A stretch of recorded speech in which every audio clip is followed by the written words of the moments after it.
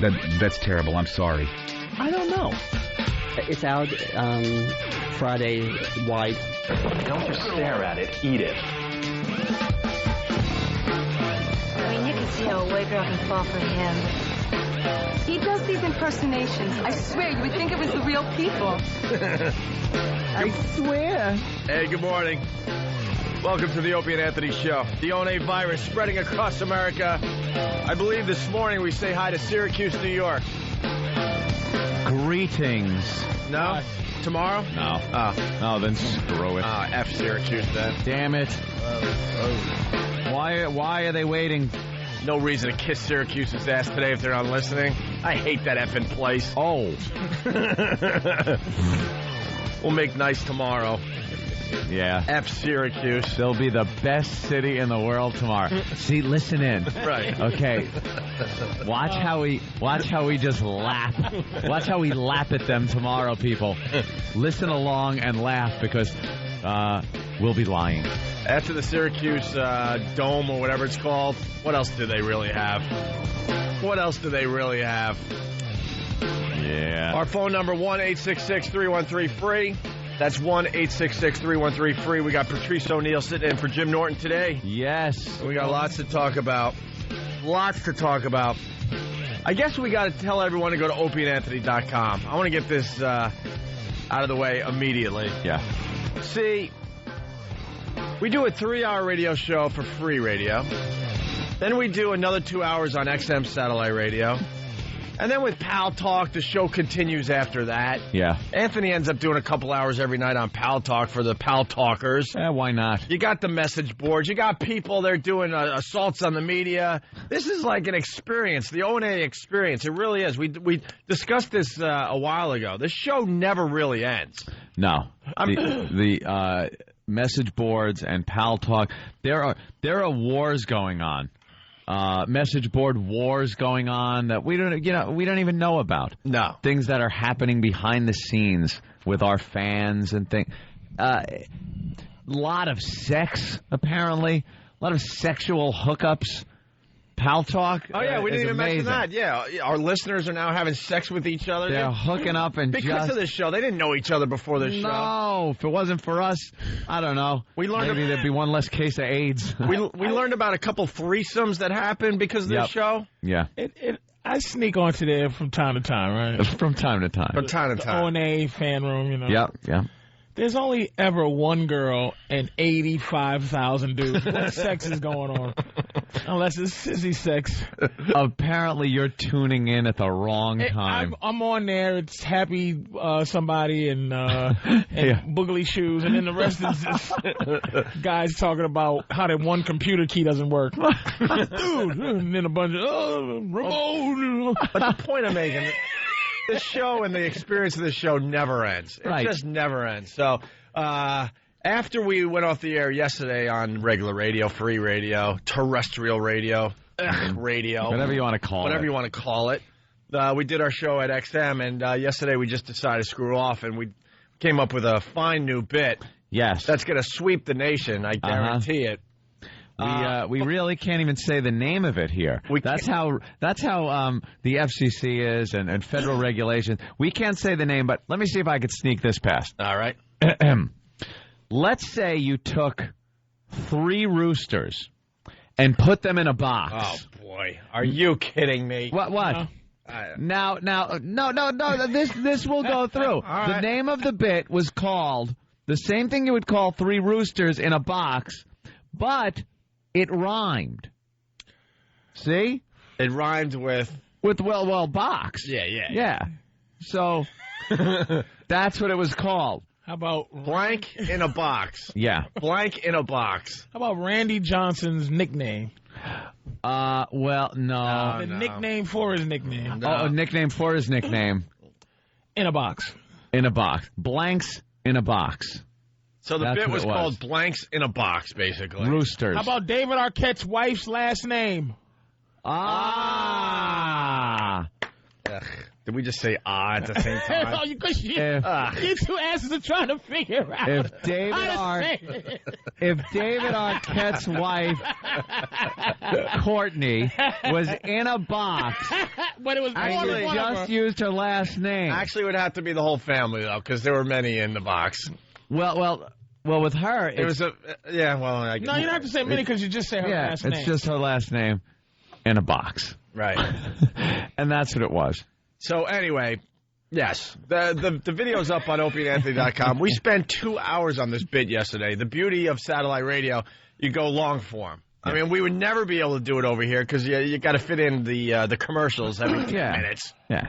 Over there, we spent well over an hour just planning the dumb bit. Yeah, and then we did the dumb bit. You got to listen in. And now the video is down to, like, I think 3 minutes on OpieandAnthony.com. Yeah. But basically, the box was laid out on a sidewalk, and on the top of the box it said, "Free puppies." Free puppies. The box was closed, but it had a hinged lid. Hinged lid. You could open it up. With a note that said, "Free puppies." Free puppies, which would pique people's curiosity. And this is Manhattan. It's tough to get people to notice anything, but the box was big enough. It was in the middle of the sidewalk. It said, "Free puppies" on the top. Free puppies. Had the nice lid. And it was a little chilly yesterday, so a lot of do-gooders walking down the street would be maybe concerned that somebody's leaving puppies in a box on the sidewalk in Manhattan. Yes.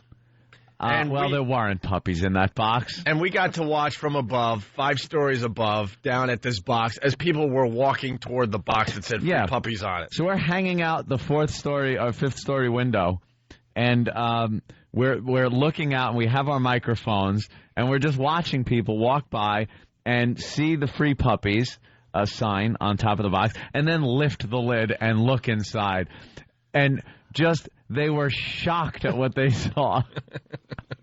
Because we went to the newsstand located right across the street and picked up a fine publication. It's called Honcho. Well, and Inches. Yes. And another. Yes. It's Home Depot's magazine. These are magazines geared toward gay men. Like maybe a heterosexual gentleman would enjoy Swank or Penthouse. Or maybe some harder material, stuff like that. That's what this is to the gay men, is that type of magazine. So there's nothing left to the imagination, and everyone is extremely glad to be where they are in this magazine. So don't forget the other thing that okay, yeah. We cut out a bunch of these pictures from the magazines and glued them or taped them to the inside of the box. Yeah. Hence the name of the bit. Every single inch of the inside of the box was covered with this type of material. Right. And then smack dab in the middle of the box, get a good one, was what they called in the old days a marital aid. Very good. They called it a marital aid. And that was standing up, because it had to be affixed to the bottom of the box, standing up. Yeah. In the bottom of the box. Yeah. Kind of just jiggling back and forth when people would open the box. And we put it there with the "Free Puppy" sign and just laughed our asses off. Well, then we just people. watched for like a half hour straight. Yeah. From above. It was like fishing. And broadcasted the whole thing. They'd walk past, kind of look. Some people would look and go, "I don't know. Yeah, I'm not going to open the box." No. And they would walk past. Other people would look, go to open it, and walk away. And you'd like, it's when you felt the nibble. You know, the nibble on the fishing line. And then other people we struck gold. They'd look, think there was a poor puppy in this box, open it up, and just the shock of seeing that awful material inside that box.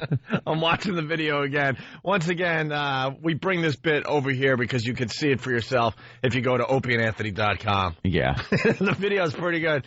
But we learned. We're going to do this bit again later on this week. Yep. We're going to get a better camera angle, and we got a few other adjustments to the Box O blanks. We like to experiment with these gags. We take it into the Opie and Anthony Institute. That's right. We take it to the Institute and test this out. Mm-hmm. And this was a field test. A field test, right? Yeah, exactly. We went with a field test on this one. And it worked very well. We had a great time with it. And now we'll tweak it a little bit. Yep. and take it back out into the field. Well, I think we're going to try to get a camera inside the box to get the actual reactions right. Now the of the people. I was a little worried that the camera might be stolen. And then someone had the great idea of disguising the camera with yet more photographs from the likes of Honcho magazine. Then you wouldn't see the camera, and you could see the people's faces as they open up the box. It's brilliant. The Institute, the scientists working at the ONA Institute are brilliant. And the best part about this, from all over the globe. We have people that work for this show. That's their whole job. Yeah. Danny's whole job this week is to make this bit even better. Make the box so we can see the people's faces. Right, make it a little heavier so it feels like there might be a puppy inside. Sound effects was another sound thing. Effects. We're thinking of putting some kind of a recording device in there with puppy noises, so it would really pique people's interest. Just things like that, little tweaking that goes on that makes it easier. Maybe a better sign on top. Things like that. And we will bring it to you online. Yeah. And you'll be able to see part of the ONA experience that goes on after the show. It's a 24-hour experience. It really is. Maybe we could hear from Danny to see where he's at with the bit, because he's working it. He's in charge. He's in charge of making the bit smoke by the end of the week. But right now, so far, very happy with the brand new bit. Oh, yeah. And very happy with the video that Sam took with his camera yesterday. Camera. The prototype. And once again, the video of the Box O blank is up on opieandanthony.com. O-P-I-E, by the way. People spell my name wrong, which is ridiculous. All right. Also, that wrong. Also, on opieandanthony.com, we did a commercial for XM and the outtakes from the commercial. Those last night. The outtakes from the XM commercial are up on opieandanthony.com. It's worth a view. And I think the people that are faithful listeners of the show that have been with us for a while are really going to enjoy it, because Jimmy just did a million impressions of people that you know and love from this show. Yeah. So it's very, very funny. That's also up on opieandanthony.com. He had a great it was a great goof on a hacky thing, the big entrance into the room, where he opens the door, peeks his head in, and says his lines. So he kept peeking in as different people, and it really was killing us, man. Yeah. He's just he's like the old sitcom where like Fonzie came in and he can't even do his line because everyone's applauding, so he has to stop and take in the applause. So he's got to stop. It's like, hey, Mr. C, hey, Mr. C, I was down at Arnold's, and he's got to repeat the line because the applause, the people, woo! Yeah, the actual commercial's online, which we think is pretty funny, and then the outtakes have been added overnight, so they're both up on opieandanthony.com. We got Danny on the line. He's at the Institute, the Opie and Anthony Institute. Danny, what's up? Hey, guys. How are you? All right. So have you been doing a lot of thinking overnight? I have. Okay. And I think I have some solutions for some of the issues that we ran into. All right. First off, we definitely need some kind of walkie-talkie apparatus in the box. In the box. Now, what would a two-way device do? Well, I think that would allow us, like, if we had a sign that didn't necessarily say puppy, but maybe if it just said free to a good home. Free to a good home. Yeah, that way you could make whatever corresponding sound that you would need. It could be puppies, it could be kittens, or if you wanted to try making baby sounds, you could go for that. Babies. All right. I'm kind of liking it. He's thinking this is what the Institute is all about. I think we got to make it very obvious, though. Like either puppies, kittens, babies. We could have different signs. Yeah. Yeah, and the box should definitely have air holes just to sell it a little better. Yep. But they should be on the side of the box, not on the lid, because we've noticed there was a little gap on the lid of the box, and some people would just peer into the gap and realize there was nothing inside without being able to see the filth that was actually in there. Yeah, the holes definitely couldn't be big enough to peer through. Yeah. Second, let's see, the weight issue was also brought up yesterday. Yep. And I think I could kill two birds with one stone here. I say that we take a laptop computer with an air card and a webcam. And we disguise it up so that there's parts covering the laptop, and that'll take care of the weight issue. And also, people could log into Paltalk Live and watch it live as it happens. Now, that's brilliant. See, again, bringing the audience in as it happens to be able to watch that. and listen. We could actually put the mic on that, and they could listen to what the people are saying, and then they could listen to us on the radio. I love it. That is perfect. All right, you got to try all this out maybe today or something there. Wow, the Institute cranking at this hour. I love it. I love it. All right, Danny. Boy, you know something? I didn't really think Danny was... I thought it was just a radio shtick thing, that Danny was actually working on this. Amazing. I actually thought about it before I went to bed last night. That's good. And you know something, though? That's what we really want to do, is start loading this box up with electronic devices. Like the police wouldn't be... When is Danny going to get an extra stripe for going to bed thinking of... we'll make him a private. I predict this box being blown up by the bomb squad at some point. I don't understand how people cameras and electronics. Yeah, who would open it? I don't get it. What lunatic walks down the street of Manhattan in this day and age of Al-Qaeda and terrorism and 9/11 and actually opens up a random box left in the middle of a sidewalk? Curiosity. I don't care what it says on it. It comes down to curiosity. We all have it. Open puppy, my friend. If it was a baby, if it was up to me, it'd have all that blue bank ink from when you rob it. I'll make sure that baby have something on it just to make sure it ain't a bomb. I like Danny's idea about the walkie-talkie, too, because at one point we could see how daring people are and just play that awful music they listen to.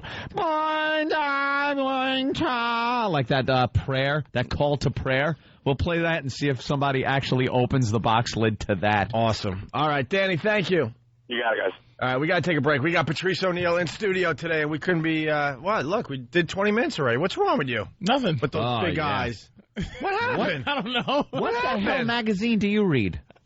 Nothing. Feds. We'll get into it after the break. I gotta know what that is. And also, I've never heard of it. And as Ecstasy of Gold was playing, Patrice admitted that he had a black president doll growing up. We got to get into that. We're talking a little bit about collector's items, and that would apparently be one. And the Harlem Hero, we'll get into that next. And, we want to get your take on James Brown. Yes, sir. And Saddam Hussein. And James Brown just died at the wrong time. And no respect for James Brown. Not even a drop. We got lots to do today. Stay there. It's the Opie and Anthony Show. Whip 'em out Wednesday. We're back with the Opie and Anthony Show. By the way, it's Whip 'em out Wednesday. Get those WOW stickers on your cars and your trucks and your mode of transportation. If that's your feet, maybe get a WOW sticker on your backpack. Oh. There are women out there that will see the WOW sticker and they will flash you. Yes, we've seen it happen. It's a wonderful thing. Happens at all our events. It happens at concerts, sporting events, at the parks, at the beaches in the summer. You're a winner. You're a winner. Yes, all you have to do is get a WOW sticker, throw it on your car, and then just go about your day. Don't even worry about the sticker. Forget about it. Forget about it. And if there is a lady that comes up to you and flashes, make sure you treat her nice and you don't bother her. Let her flash you and then just move on with your life, okay? Yeah, don't follow her home and chop her head off or something. We'll probably get in trouble. Yeah, WOW stands for Whip 'em Out Wednesday. Or whip them out whenever. Pretty much if the ladies that really are into this, if they see a WOW sticker, they're not waiting for Wednesday. They're like, oh, WOW sticker, Opie and Anthony fan. Here you go. Take a look at these. Yeah, if it's Thursday, they're not going to say, I'll catch you next week. No. So make sure you get the WOW stickers. And if you don't have a WOW sticker because the radio station listen to us on is lazy and they don't feel like getting WOW stickers printed, you could always, none of those. You could always make there's a few actually. It's unfortunate. You can make a homemade WOW sign and throw it on the back of your car or truck, okay? Yeah, do that. Or write it in the dirt on the back of your truck. Patrice ONeal in studio. Our phone number, 1-866-313-FREE. That's 1-866-313-FREE. I want to ask Patrice about his thoughts on James Brown and miss him. Miss him already. And Gerald Ford and Saddam. And Saddam. I miss Saddam. And Lionel from the Jeffersons. Oh, that's right. Are you kidding me? That's right. Lionel from the Jeffersons is dead? Yeah, Lionel died. The original Lionel, the one. The original one. No, the good one, the famous one. The famous one. Yeah, the one that created Good Times, the one that was on All in the Family. The one that was on All in the Family. Yeah. Used to give Archie a bunch of crap. Yeah, he died. Yeah. Okay, Mr. Bunker, we make sure we be... He used to do that and goof on Archie all the time. He got this much space on page 73 of Daily News. In the white press. The Amsterdam News did a 17-page spread about Lionel from Good Times. Yeah. Gerald Ford got the page right before the sports. Yeah. In the Amsterdam News, and Lionel from the Jeffersons. Front page. It was a special splashed on there. Edition, a special pull-out section. When the dopey paper has to give you it was a full body fold-out. I hate when the dopey papers have to give you 5 pages before the actual paper starts. Hey, man. A special fold-out. Wow, that's weird. George Jefferson is still alive. Sherman Hemsley, yeah. But he died of something creepy. He died of a white man's disease, some creepy cancer. Too much salt, I think, or something like that. No, he had something wrong with his throat. He had throat cancer or something. Was it throat cancer? Yeah. And he was doing something weird at the end of his life, I don't know, selling real estate or something. Yeah, he was a man now for that, though. What the hell was it? I read the obit. I can't even remember anymore. He made all his money off Good Times, did the real estate, and then, That's a lot of people. And then, you got to miss James Brown, which is it's disappointing how Saddam and Gerald Ford. And James Brown was doing concerts, like y'all was saying, up to his last breath. Oh, yeah. Gerald Ford was doing absolutely nothing but being an ex-president. Just existing as an ex-president. Just a guy that used to work. Is better than touring the country. And a guy who never was voted for no one voted for this guy under any circumstance. He worked in the post office or something. I don't even know what he did. And then, because of events at Watergate, he gets made the president of the United States. I like also how they... Don't forget he was part of the Warren Commission, too. Oh, ooh. And he pardoned everybody. Yeah. Pardoned Nixon. I pardon you. Fell downstairs, and it's just They talked about him like he healed the country after Watergate. Everyone was so suspect of the government, and we had been lied to, and Gerald Ford was this uniting force that calmed us as a nation. This guy did nothing. No. He did nothing. Did you watch the coverage yesterday? They couldn't come up with anything. They talked about him like the savior of the nation. Meanwhile, all he did was not rob anyone, not do anything like Nixon did. And he just sat there. He just got the car back on the road after. Betty Ford and his wife helped drunks. Well, that's the angle they took all day yesterday. They kept going to Betty Ford because they had nothing on the His funeral should have opened up for James Brown's funeral. That should have been the opening act. Ladies and gentlemen, put your hands together.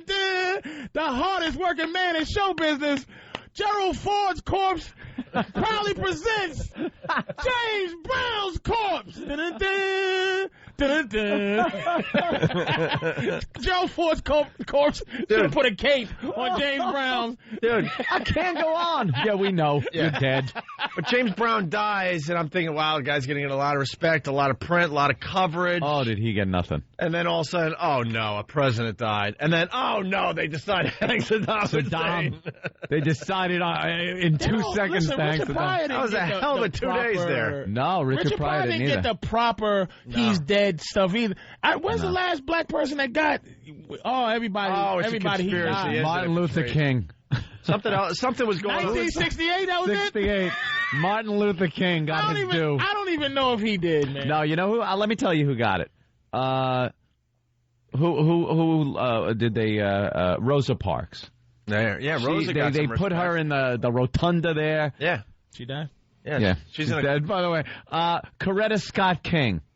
She got some respect. She got some respect. People, yeah, civil rights people. Fair enough, but James Brown. James Brown deserves entertainment. You know what it was though? James Brown in life was kind of a scumbag. He's very entertaining. All artists are scumbags. There's not one artist that you can think of that's not a piece of garbage. Guns and beating women and stuff like that. That kept this creative flow. It certainly did. I'm not arguing the point, Patrice. How do you think he came up with Al? Every time he punched a bitch in the rib cage. Good one, baby. Oh, that's a good one. I got to sample that. Got a mic in front of her face. Hitting her in different areas, giving her a Charlie horse. That doesn't work. Dunk her head in the sink. Got to find the right tone. Ow! Punching a bitch in the stomach never worked.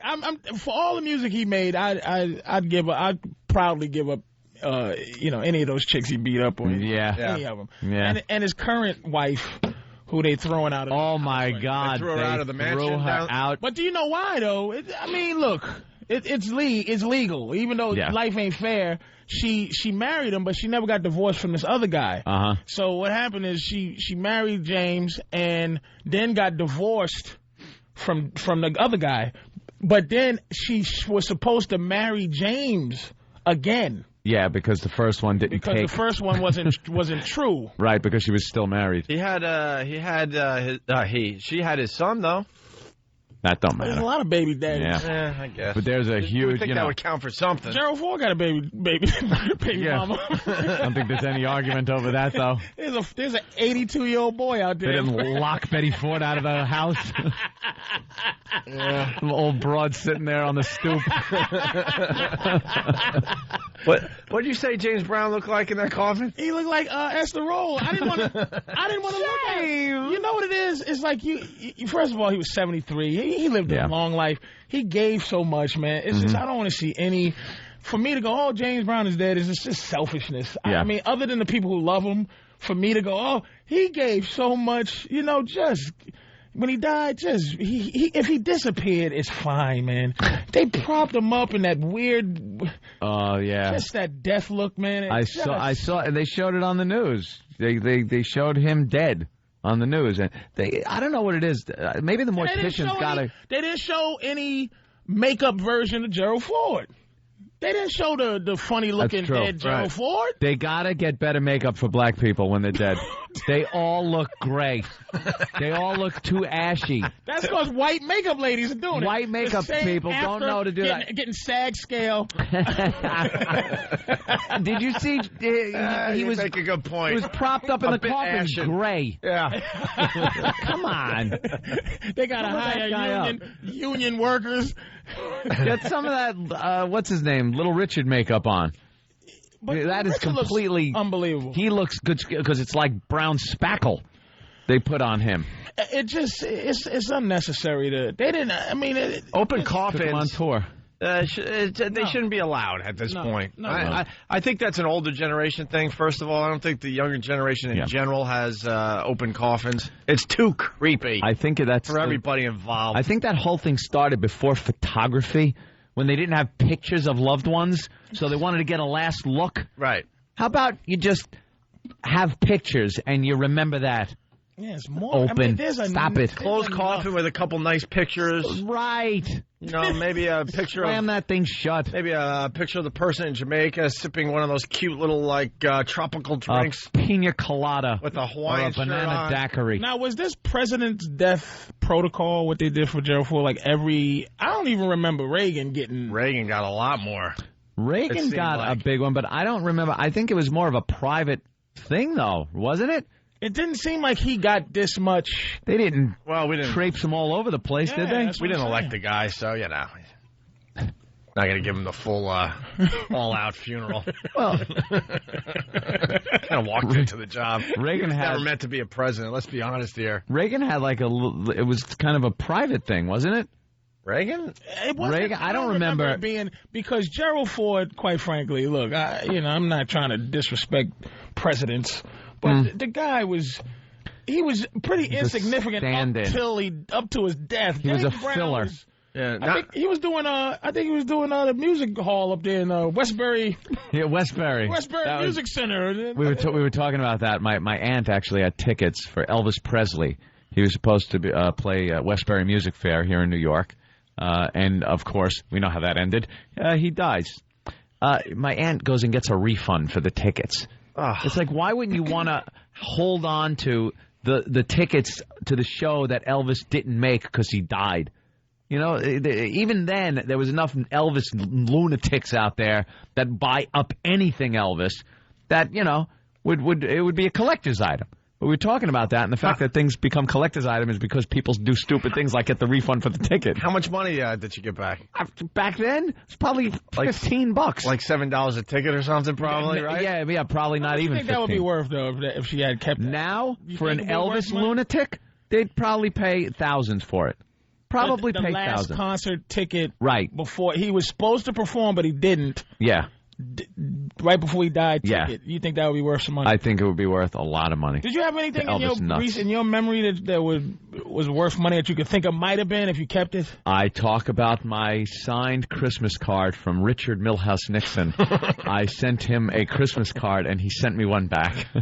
And you sold it for what, crack? No, I threw it away at some point in my moving. Is it an actual signature? When I moved 80 times over 5 years. Is it an actual signature? Yes, it was an actual signature. Oh, dude, these tickets. Thank you, E-Rock. Elvis tickets, $50 now. $50. I think they peaked. She did the right thing. $50. Who cares? What for? This was for like a Memphis show, I think, right? What's this? eBay? Yeah. Is it a show he made? Huh? Is it a show that he made? Performed. Yeah, is it a ticket stub? Good point. I don't know. 1970. This is tickets that she was supposed to enjoy after the toilet. These the date on the ticket that he's supposed to perform is after the date he died. Right. August 28th, 1977. When did the King die? 78.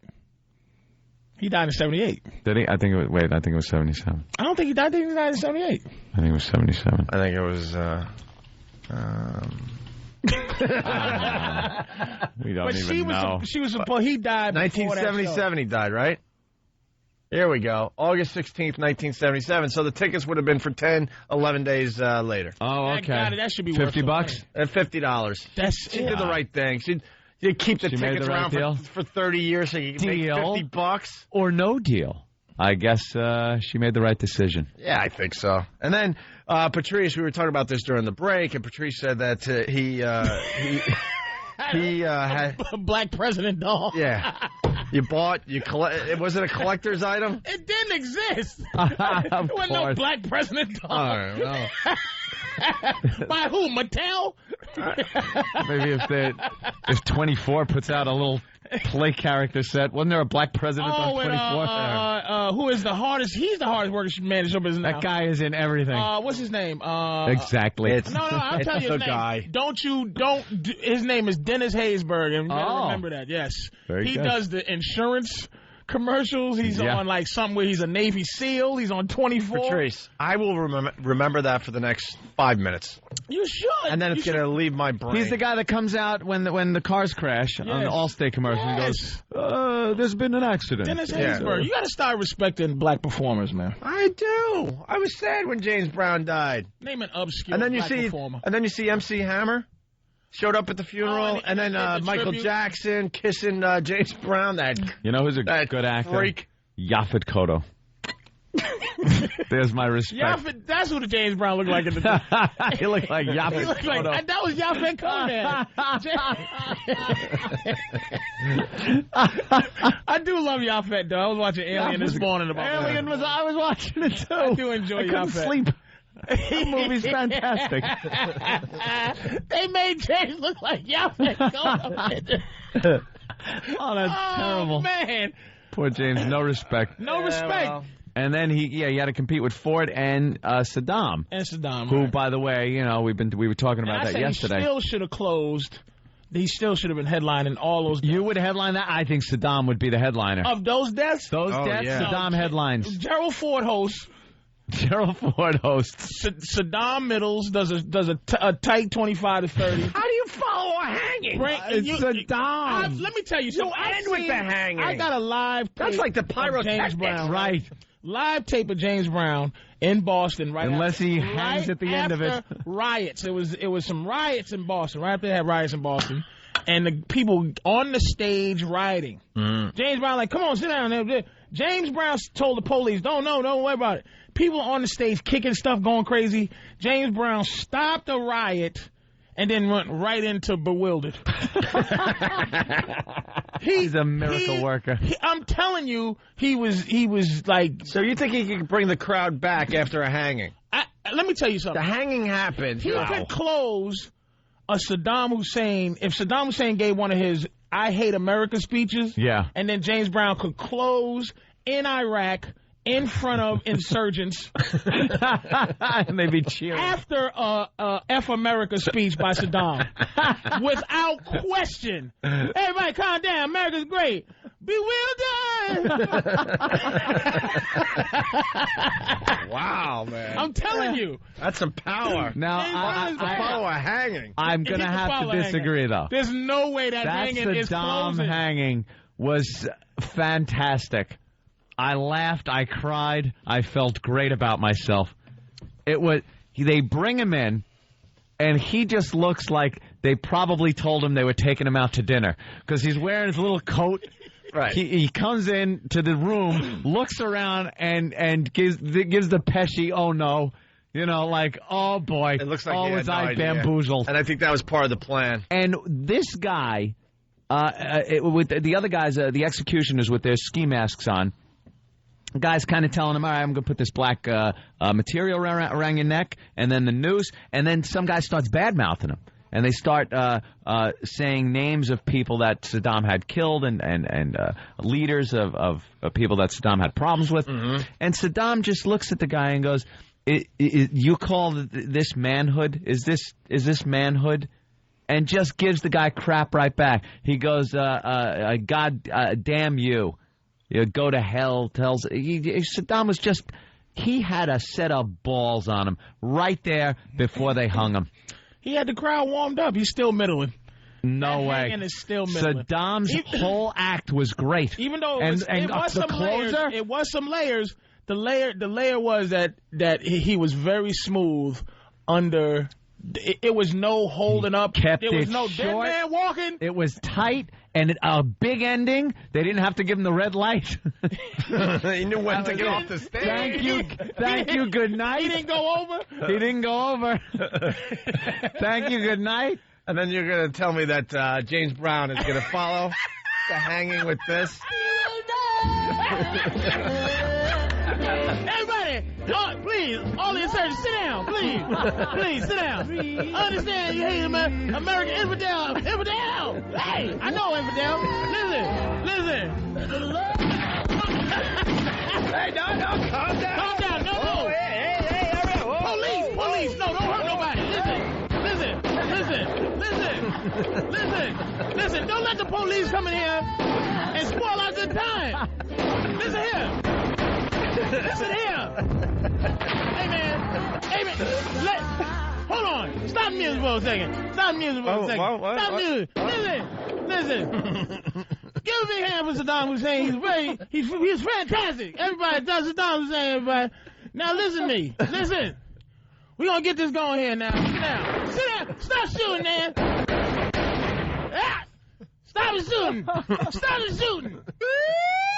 Oh, listen, man. Listen.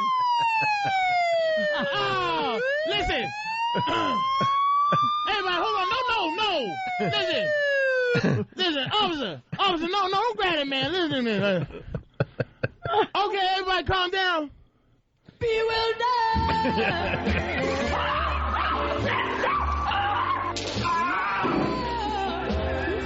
Chasing people.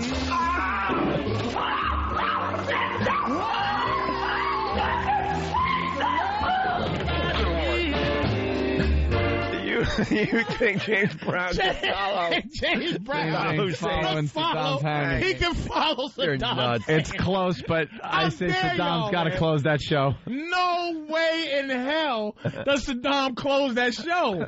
That was Daffy Duck drinking the gasoline, kerosene, and uranium, and the match. I can only do it once. That was it. I've seen him under all those noises.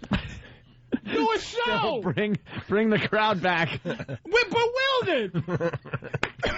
They were shooting, they were stabbing, and he just blew it. All right, listen. Damn. We got to step aside, man. Hey, how about their death penalty, though? We'll get into that after the break. Oh, yeah. Oh, that was the whole We were figuring that out in the office before the show. Wow. We'll get some stats on that. And we got to talk about the Harlem Hero. This guy's nuts. We got the story of the day here in New York. Well, we'll see. Maybe another city has a better story. Know. But I doubt you're going to beat the Harlem Hero story. It's a biggie. This guy is nuts. It's the Opie and Anthony Show.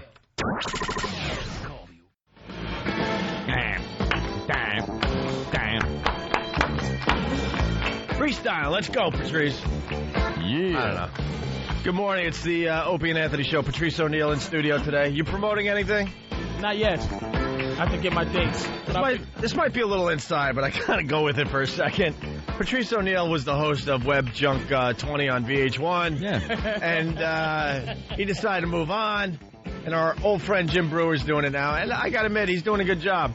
But they did a year in review over the holidays, like the best videos of the year. Web Junk 40. And Jim Brewer, opens up the show talking about here's the best videos of the year. And helping me today is Patrice. And he turns to his right, and there's Patrice just laughing. They just got, footage of Patrice laughing at some dopey video and threw it in the middle of this, and they're trying to make it look like Patrice was right next to the live Jim Brewer. See, once they get you in front of that green screen and tape you, now they could put you in any VH1 show they want. They could just use you. They found me, and they had it, because it wasn't clips from, it was, old, edited out footage. They had to actually work harder to do that than to give me a couple just call you up and go, hey, Patrice, come on in. We're doing a wrap-up here for the year. Here's a few bucks. Come on in for a couple hours. They had to dig up footage of me looking like I was standing there with Brewer. Yeah. It looks so stupid. I gotta say, I gotta see this. It's hilarious. I think they put me in there they put a B, I said a B word, an R word, a U word, an E word, and then it spelled out Brewer, and I was like, hey, You should have hired Steven Spielberg or somebody to match it up. Because it didn't even match up right. Your whole being is a lot lighter than Jim Brewer. They didn't match the lighting's different. Right? And you're just next to him smiling like an idiot. Oh, that's great. Like it's some dumb attraction in Disney. That is great. Wouldn't give me a dime. So they superimposed you. Mm-hmm. Superimposed me. Anyway. Into the scene. Into the best of show, the year-end show. Yeah. That's got to be hysterical. You're flipping around the channels going, wait, I didn't do this. Welcome. It's me. I'm here. I'm watching myself, but I never did that with that guy. Man, you got to check it out. The beginning, it's hilarious. Oh, that's good. Brewer makes it look like it's Brewer and Patrice giving you the best videos of the year. Before we move on from the Saddam Hussein thing, we were commenting about the death penalty and how it's different in Iraq than America, of course. Me and Patrice are having a great little conversation in the office about this foreign people's perception of America based on TV and films and things. And we always bring up the scenario in the movies when there's the bad guy and the cop. And there's the standoff. The foreign bad guy and the cop, and there's the standoff. And now, of course, the bad guy's been disarmed. He's laying there at the cop's mercy. The cop's got the gun at his head, and the bad guy starts his speech. This country is weak, America. You will not shoot me. I will go through your justice system and be out. As a matter of fact, my people are already wiring funds to have me back out on street by 3 o'clock this afternoon, and there is nothing you can do about it. And the cop sits there shaking with the gun, and his partner's going, don't do it! Don't do it! Don't throw away your life! Think about your family! Yeah. And that's now the perception. That's the perception that they have. I was at the Comic Strip. It was and I'm just having one of these sets where I'm just like I'm throwing hand grenades. It's death and destruction. I want them all to leave one by one, and it was just misery. And I'm being heckled by people from all over the world. This lady's like. I'm like, it's just too crowded in this funky country. It's just too many idiots like you here to watch an apple drop. And she's like, you are in the wrong country. Which I will say, if we vote I would say that any Eastern Bloc accent from former Soviet Union, number 2 worst accent in the country. Number 1, without question, is Hindu Indians. Just an accent that makes your skin crawl. And second is that you're in the wrong country. Don't shoot. I diplomatic immunity. Don't you shoot. Remember Lethal Weapon 2 when the South African guy, and he's just like diplomatic immunity. And that's what this country, there's a bunch of foreigners running around going diplomatic immunity. And it's like, maybe we should just string up one of our ex-presidents and tape it on a cell phone to make the rest of the world think that we're not this lame. Well, and part of this perception they get is because of things like the death penalty, where now we got guys, they absolutely are guilty of murder. They've killed a family, whatever, the most heinous, horrendous crimes. They go through the trial process. They're found guilty. Then they have the right to appeal, just like a wonderful diplomatic government over in Iraq. Right. They have the appeal process. We have it here. That lasts at least a minimum of 12 years or so. We figured out about 12 years. About 12 years. Minimum. You'll be sitting there going to court with the lawyers appealing. I believe in that. The judge says they're going to kill you. You got the death penalty. And at that moment in your mind, you're like, well, I got at least 12 years from this moment. At least. I believe in that because there's so many guys who didn't do it. But this is why what makes me mad is in terms of relative to Iraq, right? It's the mindset, They don't care about the justice. It's like you're going to die tonight. They found him guilty. First trial, not an appeal or anything. They found him guilty, what, November, the beginning of December? It was like Christmas Eve. It was like, it was about a month before they killed him. Then when they found him guilty, and it was, you see it on the website. I remember I had CNN on. And it's like Saddam Hussein was found guilty. He could face the death penalty. And you're so used to it here that I'm like, we'll be seeing this guy's face until he's 90. It doesn't matter. And then it's like, he has an appeal process, and I'm like, an appeal. Oh, boy. And after the appeal, if he loses the appeal, he must be put to death within 30 days. Like, wait a minute. What? And then I'm thinking, the appeal's got to take 12 years. No, that's not see, in Iraq, appeal means that's his choice of death. Either hang or appeal. He wanted to be shot. Either he has to be hung, shot, or have all his skin peeled off. Appeal means they will actually peel you. You want to peel? You want to peel? Or you want to hang? Give me a... So they had the appeal process, which took, a couple of days? It was nothing. And then they didn't even wait the 30 days. No. They waited like maybe a couple of days after his appeal, and there he was on the internet, hours after he's hung. You're watching it on the internet. You're watching him, his neck breaking. On Sprint. On Sprint. Somebody. Verizon. That's some well-used minutes right there. Oh, yeah. But that's what these foreign like, I'm just saying, it's just like the attitude. And it's just like I'm sitting there in the audience is just, I'm getting heckled by, some weird Benetton ad. It's like, hey, mate, you're not funny, mate. Using their words from their country. Australian guys heckling you? Jesus, you wanker. You're not. I'm trying to get a chit-chat here, buddy. And I'm like, you mother.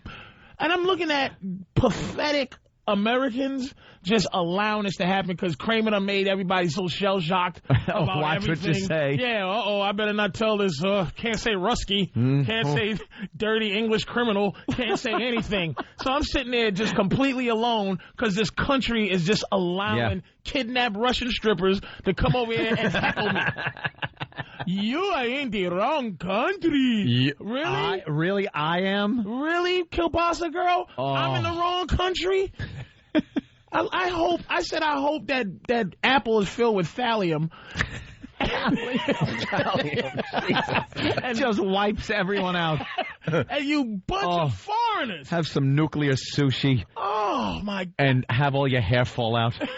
It's just, and in Iraq, it's like there's no comfort zone over there. No. If you get found guilty, you're gonna swing. And I'm not saying we should do that here, but it's just to let the rest of the world know you don't come around playing around here with like we're soft. Have some kind of repercussions. Let's have some repercussions. When people do stuff over here, let's have some justice and make it a little quicker than 12 years. I say. Hey, there it is. There's Saddam hanging. Boom. There he is. What a gentleman he looked like being hung. He walked in there like it was reservations at a restaurant. They're just a gentleman. He was looking for the coat check. Can I check my coat? Check my coat. It's the same thing we were talking about with the King Kong thing. It's like, can you just do me a favor and not have my evil dictators look like little old men? Remember they first found him in the hole? Oh, he was a mess. Checking his teeth, and he's just like, bad tooth. And his hair was all, I'd been in a rat hole head.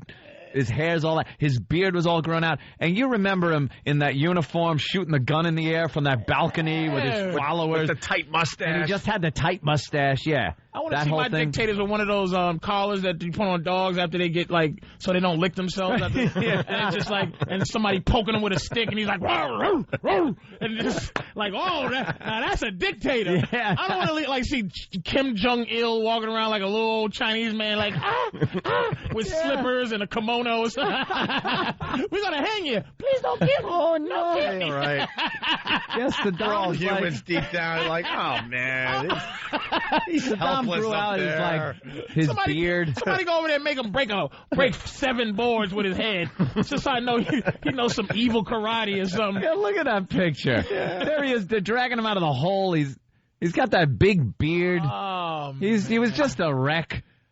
And he has this, and it's like, look, I know what he did. He didn't really do anything to us that much. He did it to a lot of people. That's what I said. There was a whole string on a whackbag message board about it, and people discussing it. And I said, you know something? I could give a crap. I'll be honest with you. This is just a plain honesty. I could give a crap who he killed in his own country. I have no feelings toward the people he killed. It was horrible from what I hear. And I'm sure the families of those people were the ones rejoicing when Saddam was killed. But I could care less how many of his countrymen he killed. And I'm sure somebody's discussing it somewhere. There were no insurgents when he was running. Oh, everyone's been saying that. He knew how to run that crap hole. He was scarier than blowing yourself up. Right. Yeah. Scarier. There was no blowing yourself up over there. Did you hear some of the stuff he did? Well, we were talking about the chest family, bombs. And they put. He was in a town. He was in a town. This is what he was tried and killed for. He went to a town, and there was an assassination attempt against him. So he sent his people over there and just started killing young men that he thought might have been responsible. Killed a bunch of them. Not a firing squad, not a quick hanging. He strapped explosives to these chests. There are films of that. I saw this on YouTube.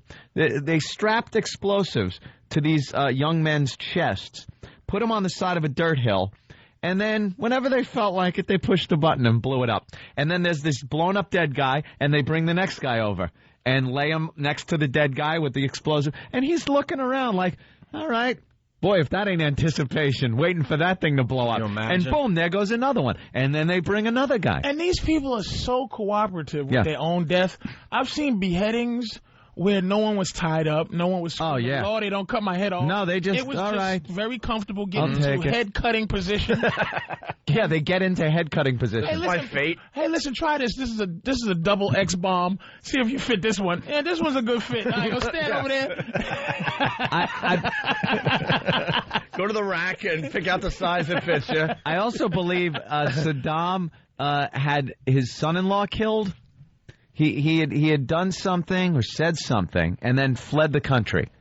And Saddam and the sons, his sons, had assured this guy, please come back. Everything's fine. You will not be hurt. All is forgiven. Just please come back. The guy came back into the country. Well, he's the dummy. They killed him so fast and so horrifically. In the end, that guy's the dummy. Oh, what a dolt. Of course. But this guy Saddam was ruthless. We might have something good here. We're being heard all over the world at this point because of the internet and satellite radio and all that. We got Paul in Ireland listening online. Paul. Yes. We want to hear from people, outside America. Love your Guinness, my friend. At this point. So far, we got Paul from Ireland. What's up, Paul? What other people think of America He doesn't sound Irish. No, I'm originally from New Jersey. Forget it. We thought we were onto something here. He's a plastic patty. No. He's from Newark. Great. His job brought him to Ireland. First of all, let me explain something to you about Ireland right now. Yeah. Used to be one of those places. I did a little bit of traveling in the last 10 years or whatever. Ireland used to be one of those places like, oh, this is fantastic. Because the people over there were like, we're the blacks of Europe. They identify with black people. They had this wonderful, it was beautiful over there. And something happened. Nigerian immigrants came over because the country's so rich right now that now they wasn't racist because there wasn't anybody over there living of a different ethnic group. It was all just Irish. When I went over there first, I was like, hey, this is beautiful. I got over there the second time, they're looking at me like, you fat. And I'm like, whoa. Oh, no. Hey, what happened here? Now Idi Amin over there. Now all the real racism's coming out in Ireland. Really? Absolutely. They're brand new racists over there. They racism. Brandon, that's cute. That's cute. Brand new racism. I hope they can cultivate it. Thank God it's still happening. Got the silicone back in their racism. Keeps the moisture out. Keeps the moisture off the racism. Well, Speaking of us, the Catholics need somebody new to hate. Yeah, that's true. Yeah. Speaking of Idi Amin, have you watched King of Scotland yet? I want to see that. Oh, I haven't seen it yet. God, is that a great movie? Is it a good movie? Great movie. I want to see that. What's his name? Might just win the Oscar for that. Jefferson from... Fast Times, not Jefferson. Forrest Whitaker! No, we know him as the football player from Ridgemont What was his name? What was his name in the... Y'all are foul. What? Just give some respect and know his name, Was please. it Jefferson? Now he's Idi Amin. It's unbelievable. He is great in this flick. Last King of Scotland. Anyway, Paul, what do you got for the show? Idi Amin for Earth, Wind, and Fire and Little Brother. What people outside of America think is fat people, Jesus freaks, and gun nuts. That's what they think about when they think about America. They don't understand the difference between the red states and the blue states. Fat people, Jesus freaks, and gun nuts. Yeah. Charles Jefferson. Yeah, it was Jefferson. Okay. Yeah, there you go. Charles All right, Paul. Jefferson and Little Brother. If you're listening somewhere in the world right now, give us a call, will you? 1-866-313-FREE. Yeah, we have Paul's from Jersey. There's a perception. You know what happened? This all came about because of the fall of the Soviet Union. There were two big boys on the block. Now there's only one, and we're the a-holes now. We're the world's, cat box. Can we lose? Can we end up being like Russia? I don't know enough about politics to be comfortable enough to say that we're not going to be walking around without toilet paper. Give China some time. They're building. They could become that next superpower that really becomes the threat to us. We're at the poker table right now with all the chips. We got all the chips. People like the insurgencies and the terrorists, they're winning some hands and taking some chips from us, but we got a huge stack. China's building. They're building. I've been saying it for a while. The Chinese are coming. Let me tell you something. They're coming, man. White Slowly world but surely. is not going to let China run it. It might not have any choice. The only good part about it is China is embracing capitalism. China is embracing the money. Yeah, money. Of communism, though. Still under that. Yeah, but it's no Russian communism. They are selling like crazy over there. What did we ever buy that was Russian over here? How many things we buy that are Chinese? We buy a lot of stuff from China in this country. We bought nothing from Russia. They produced crap. Russia produced fear and bombs. Here's another thing we don't produce in this country. We produce people who will kill for this country. But we don't produce people who... Now, you got to get this right, because I don't want nobody saying I'm a jackass. Good luck. Die in the midst of protecting this country. The soldiers die. Yeah. But we don't go in with the express idea of death. We don't have suicide missions and suicide squads where we go, you know what? Hey, Jimmy, run up in that building and blow yourself up. These people have that kind of loyalty. The Chinese, the Japanese, the terrorists. And Russians to this thing, man, they'll just go in there and they'll just go, look, I'm gonna die. Now we going ready to die, but I'm trying to live. Do you understand what I'm saying? Yeah, but they have to do that because they don't have the weapons we have. The great weapons we have. China has the weapons we have. The Japanese had the weapons we had in World War II. They weren't doing kamikaze runs until they knew they were done. When they finally have kamikaze runs, when they finally have those little, when their planes were shot up and they were done for. They were. What do you think? No Jap planes ever landed back at the carrier? I just want to make sure people understand what I'm saying. They don't have a choice. Yeah. That's the only reason. If they have the technology, they're going to take that out of their game. Trust me. I know what you're saying. They're going to stop blowing themselves up. There's a passion for fighting and winning that goes with blowing yourself up. You're saying that we don't have that. No. I'm with Opie on this one. I think we have better weapons. We are willing to die for this country. Soldiers are over there dying, so they're willing to die. But if over 3,000 now, by the way, exactly. So, but we're not. We don't go over there with express. We go over there with the idea of living, right? And killing and living, not killing and go. Death is a part of the job.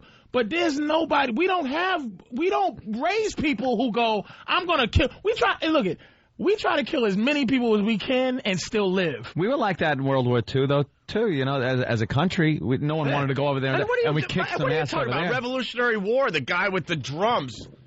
He didn't have a weapon. He was just drumming. His idea was like, drum guy. Yeah, but he was the stupid drum guy. It wasn't like, all right, stupid guy with the fife. You would think they would give him something on the muskets. Hey, Tony the drummer. Go out there and get ready to die. It wasn't like the craziest dude. He was patriotic. We had it ready to die. Look, we had it just like they have it now, but then we figured out the weaponry. We had Civil War. Stupid fife guy. We talked him into playing a little tune while freaking bullets are flying over his head. Do you think we can have suicide? Civil War. We can have suicide bombers?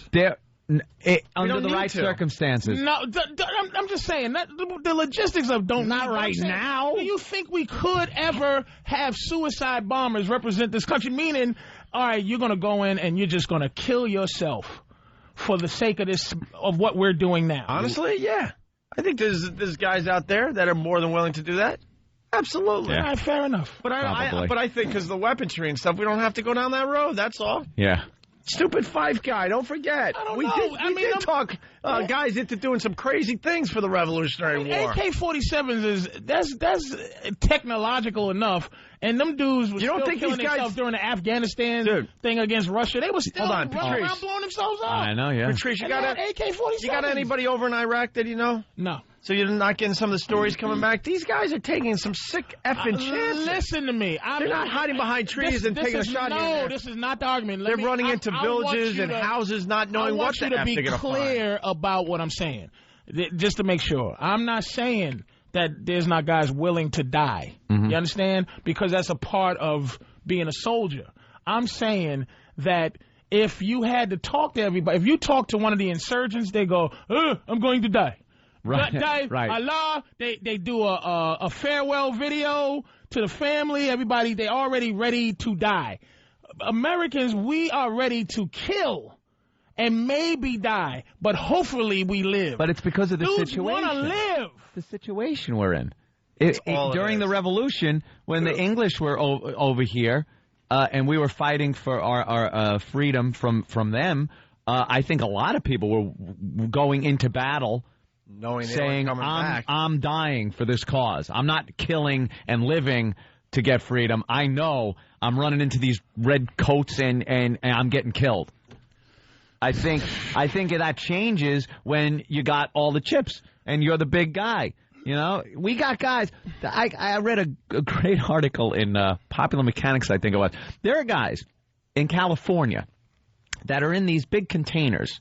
You know, this ship containers that are decked out with all kinds of electronics. They're flying Predators, those unmanned aerial devices over Iraq. Right. From a container in California, bombing stuff. Right.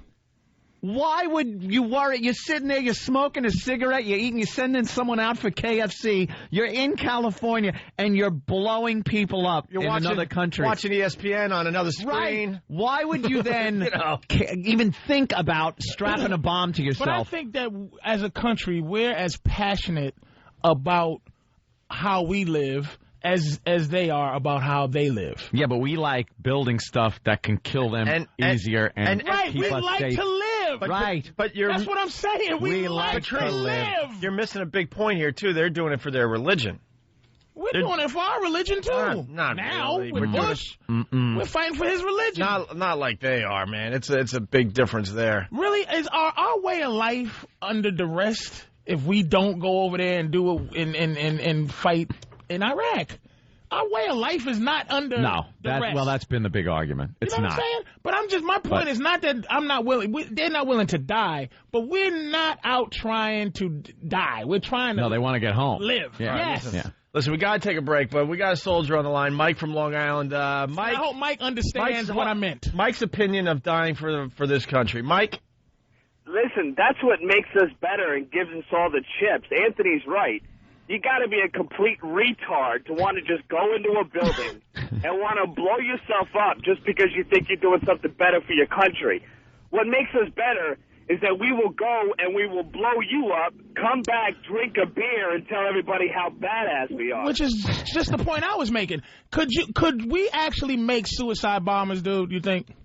No. Could we create suicide bombers in this country? Not in the situation we're in. So jealous of us that they will blow themselves up thinking that that's a better thing. They're brainwashed retards. Yeah, we're the nasty, arrogant country of the world right now. You think if this country got a bit more desperate, we could get suicide bombers going? Yeah, if we were invaded... If we felt like our backs were against the wall... If we were invaded and we started losing the war... Big time. The whole mindset of every American would change. We wouldn't be the same nation. We wouldn't be the same people. Right. And then perhaps we'd be But capable under of these circumstances, it ain't happening. I'd rather have a Starbucks. By the way, I did get... than blow myself up. I did get a little overly excited there, and I was saying weaponry, and no one called me out on it. Whatever. It's weaponry. That's how Bugs Bunny says it. Weaponry. Weaponry. Well, I get all my weaponry, Doc. my grammar from Bugs Bunny cartoons. All right, we got to take a break. I'll idolize you. We got to get into the Subway Hero and some other things. We got someone. They hung up. If you're listening to us from somewhere in the world, give us a call today. That's one of the things we're doing, right? Yeah, we love the globe. Sure. It's the Opie and Anthony Show.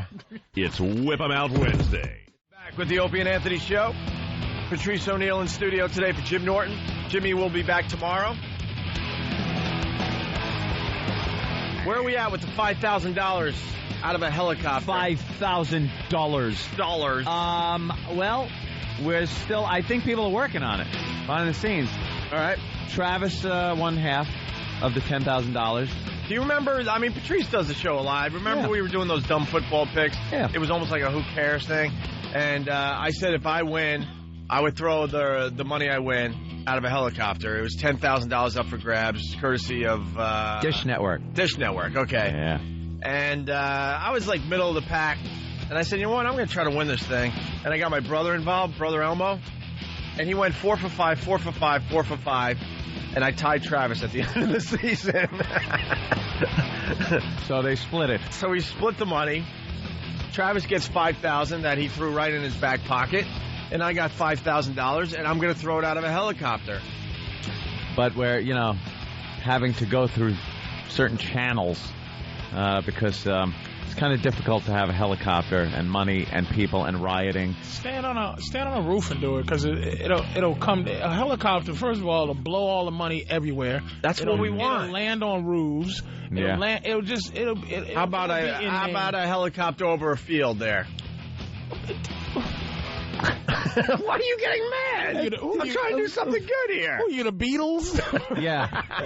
Sergeant Pepper? And then over a field. Just block off, stand on top of this building and throw the money off, man. How about hot air balloon? Yeah, someone suggested There's no rotor wash, so you're not going to spread the money around. Someone suggested a hot air balloon. Lightly tumble down. That's how about boring, man. How about a dirigible? I want to fly in on an angle. Is that what you want to do? I want to be holding to the door that's open.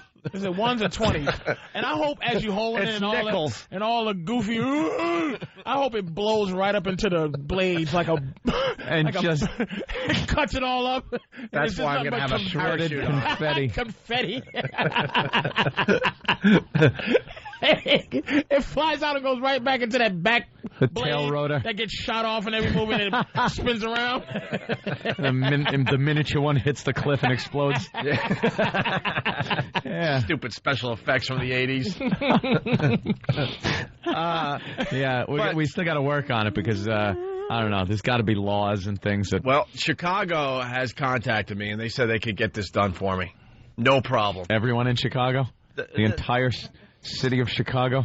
Drew called from Chicago, from WCKG. He goes, dude, we can make this happen in Chicago. No problem. I know I could get you in a helicopter to drop $5,000. And I guess we're asking the listeners to send in their postcards. Yeah. Do we have that address and all that info up on the website there, Steve? All online. It's all online right I'd now. hate to have to, because I would love to do it in Chicago. In January. Why don't you do it over Newark? I'd like to see it. Don't do it in Manhattan. Fly over the Bronx or fly over like 160-something street. Don't fly. Don't do nothing about Manhattan. Give it to some people who need it. Norton does a great bit on the GPS and the cars and stuff, and it actually happened to me. Club Soda Kenny is falling asleep on the couch. By the way, OpieandAnthony.com has all the info, but basically you send in a postcard to us here in New York City, 40 West 57th Street, 14th floor, New York, 10019. Attention, Opie and Anthony show. Basically, we're going to get a pile of postcards. I'm going to pick a postcard, whatever city that is. I'm going there, and I'm throwing the $5,000 around for the listeners. But anyway, Kenny, come here real fast. We come back from L.A. after the Leno thing. Yeah. We fly into Newark. It's late at night. It's what, like midnight there, Kenny? Yeah. Yeah, the plane landed at midnight. And we get a nice car, which was very, very nice, to come back to Manhattan. And the guy, I guess, throws in his GPS, Manhattan from Newark. Yep. Takes us through the ghetto of Newark. Kenny is losing his mind. Why? Well, first I said to the guy, we're going to take the turnpike to the Lincoln Tunnel. Of course. Any goddamn person that doesn't take that. We got to bring everyone into the discussion. Yeah. We're being heard all over the country, okay? You fly into Newark. It's a short ride to Manhattan. And like you said, you go right onto the turnpike. Lincoln Tunnel. Lincoln Tunnel, no problem. No riffraff, no ghettos, no drug dealing. 19 to the Holland. Well, you could do that if you need to be downtown. All right, yeah. Fine. Let's just put it. I'll put it in perspective there's for a very people. Safe route. Yeah, for people around the country. Picture your airport, your international airport, and the city that is nearest to it that you have to get to, and the most direct route to that. That's what we're talking about. It's all highway. It's major thoroughfares. That's what Where do these savages go driving around? And I look out the window and go, "Why are we here?" These savages out of the way. GPSs. GPS. Hunga bunga, hunga bunga. That's why when we have to do stuff, I either get Kenny to drive me, or I drive my own car, or I jump in a cab. I hate these car services. Hate them. Why didn't you just scream at him as soon as he took the wrong turn? Oh, believe me, I was yelling at him the whole way. But the guy, I don't even know if he spoke English. He was just like not acknowledging that Kenny was even speaking to him. Yeah. Because I'm going, look, pal, if you want to get a tip from your customers, don't drive them this way. Yeah. You go to turnpike to the tunnel. Highways. It's almost... And look, Newark, for the rest of... impossible to get lost from... Oh, my God, you could see it. He went backwards to get where he had to go. Yeah, to save a couple tolls. He was trying to save toll money, and we think it might have been on the GPS. We went right through the ghetto of Newark around 1 in the morning. Dude, I was... In the rain. In the rain. Oh, when they are found slumped over that wheel with the one shot to the back of their head. Oh, it doesn't bother me in the least. I ain't gonna lie, I might have laughed. Another robbed one because he came and he's sending money back to his family and bullyville. No, I don't know where. Patrice does the voice. I'm GPS guy. Look at you, idiot. Don't just go straight at Benny. And he was so pissed.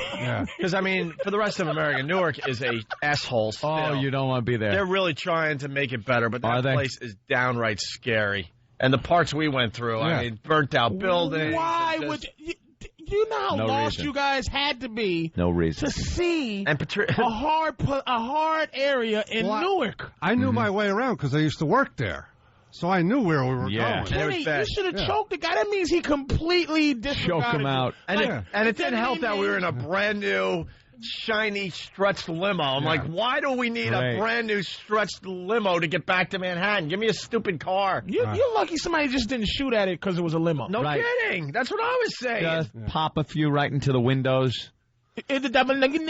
Don't worry. A lot of gibblers, and then don't worry. That's the only thing you understand. The entry system on his GPS are little bongo drums. and even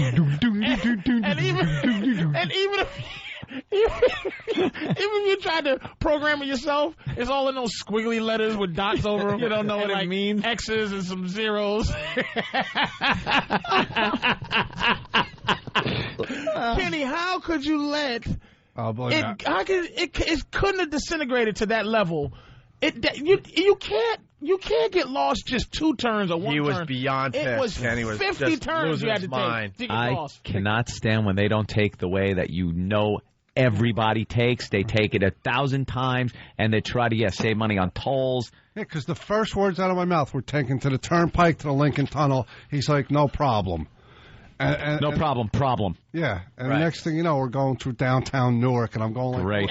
And another thing, Newark Airport, it's logistics that it says is in Newark. Yeah. It's not in Newark. It's like in Jersey City. It's on the border of Elizabeth and Newark. It's not even in the town. It's only in the town because it says it has to be in the town. Yeah. But it's in New York. You don't have to go into Newark. It's harder to get to New York from LaGuardia than it is Newark. Yeah, it's amazing. Let's go to Doug in South River. Doug, what's up? Yeah, that GPS, and the same thing happened to me the first time I got it.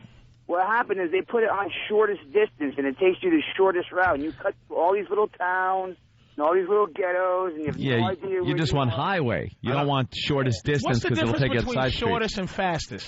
Fastest is it could be longer mile-wise, but it's highway. But they know it's shortest distance is side streets and one-way streets and neighborhoods. And stop signs and lights and everything. So Norton does a great bit on the GPS and how you should have to put your race in the GPS system. So it takes you a great bit. Proper way. Oh, he did it on Letterman, right? Yeah. Okay. So it was funny too. I didn't really want to blow up his spot, but it's hilarious. Maybe we can find that clip really fast and play it going in a break. I don't know. That would be kind of cool. Let's say hi to Matt. Matt, what's up? How you doing, Opie? What's up, man? What's up, Matt? Hey. Not much. Yeah, I just came to that the $5,000. Yeah. Hey, why don't you guys give that to the Harlem guy, the Harlem hero? The Harlem hero? Why would we give it to a lunatic?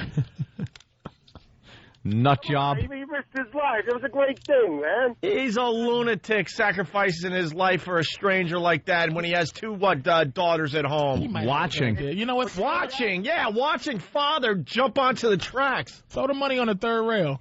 Guy watched too many movies. Hey, you made that just lucky you weren't having a seizure, right? Hey, you know what? Let me tell you something, Matt. If I was having a seizure and I was on a subway and I fell between the tracks like that, I don't expect anyone to save me. No, I'm not stupid. You're done for. That guy is really lucky. He has the seizure. That's going to work with the $5,000. Let me tell you something else. Why the hell is a guy standing so close to the edge that when he has a seizure, he flies off onto the goddamn tracks? You don't stand by the edge.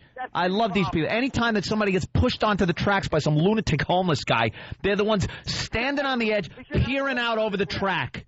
Should have had a rope around his neck. All right, Matt. Thanks. Oh, wait, hold What's that? What, Kenny? The nerve of that guy having a seizure and inconveniencing other commuters. Right, trying to get to work.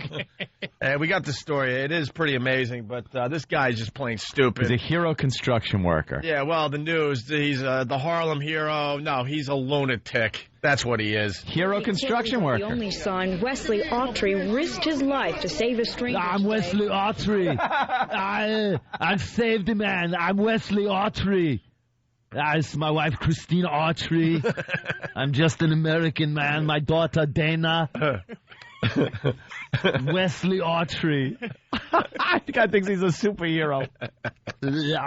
I'll save you. And after the story, we got to get into the fact that maybe the guy is watching too many action movies because this is not right. Stranger today, hours later, with a fresh set of clothes and a mission to make sure that stranger was okay, he spoke to the CW11. I see someone in need of help, I'm going to go to that person rescue. Just before 1 p.m., that stranger, 18-year-old film student Cameron Hollowpeter, was waiting for the number 1 train at the 137th Street and Broadway station.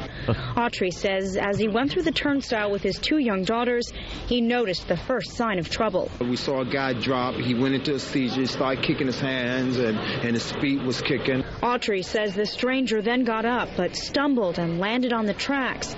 So Autry jumped down after him. Are you nuts? We all like to think that we would help someone out in a situation like that. Nah. We're watching the guy. And what time of day was it? Because I tell you what, if I saw him fall, I'd have did that look to the left and look to the right for the other hero. I know there's a hero around here somewhere. There's gotta be. All right, everybody, we can do this. And then just back up. Yeah. Watch this flailing idiot get hit by a truck. You're standing there like, oh, great, I'm the only one on the freaking platform here. And as the train's going, I'm looking at him like when Alan Rickman fell out of the building in Die Hard and just follow him all the way down. Got to be a hero around here somewhere. No one to my left. No one to my right. I think the train's coming. I think I can live with myself. I'd have tossed him a spoon. Yeah. Told him to put it in his mouth and good luck. Don't swallow your tongue while you're down there. I would have tossed him my cell phone to maybe, call his loved one real fast. Yeah. I got too much selfishness. I would have been thinking of too many things about me, like, wait a minute, rats, third rail.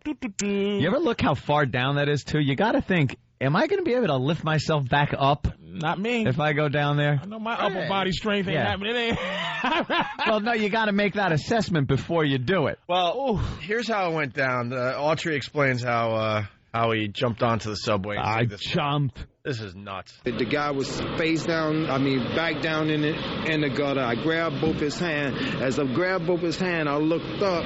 I see 2 lights. A train is approaching us. In moments, Autry knew both of them could die. My next decision, do I struggle there with him and possibly we both end up getting hit, or do I dive on top of him? So I went for the dive. Autry shielded the young stranger with his own body in between the tracks. The train rolled over them.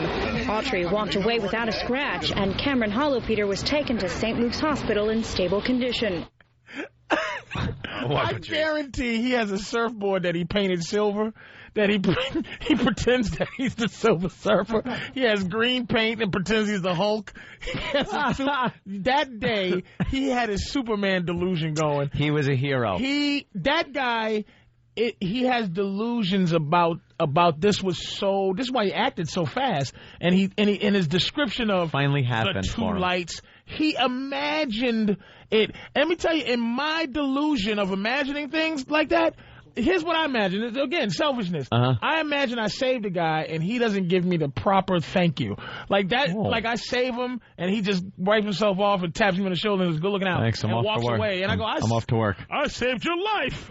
And this dude has delusions of catching somebody. I bet you he thinks if a plane crashes, he could just walk right out of it right before it hits the ground. Step out the door, crash around him, and then he'll start helping people.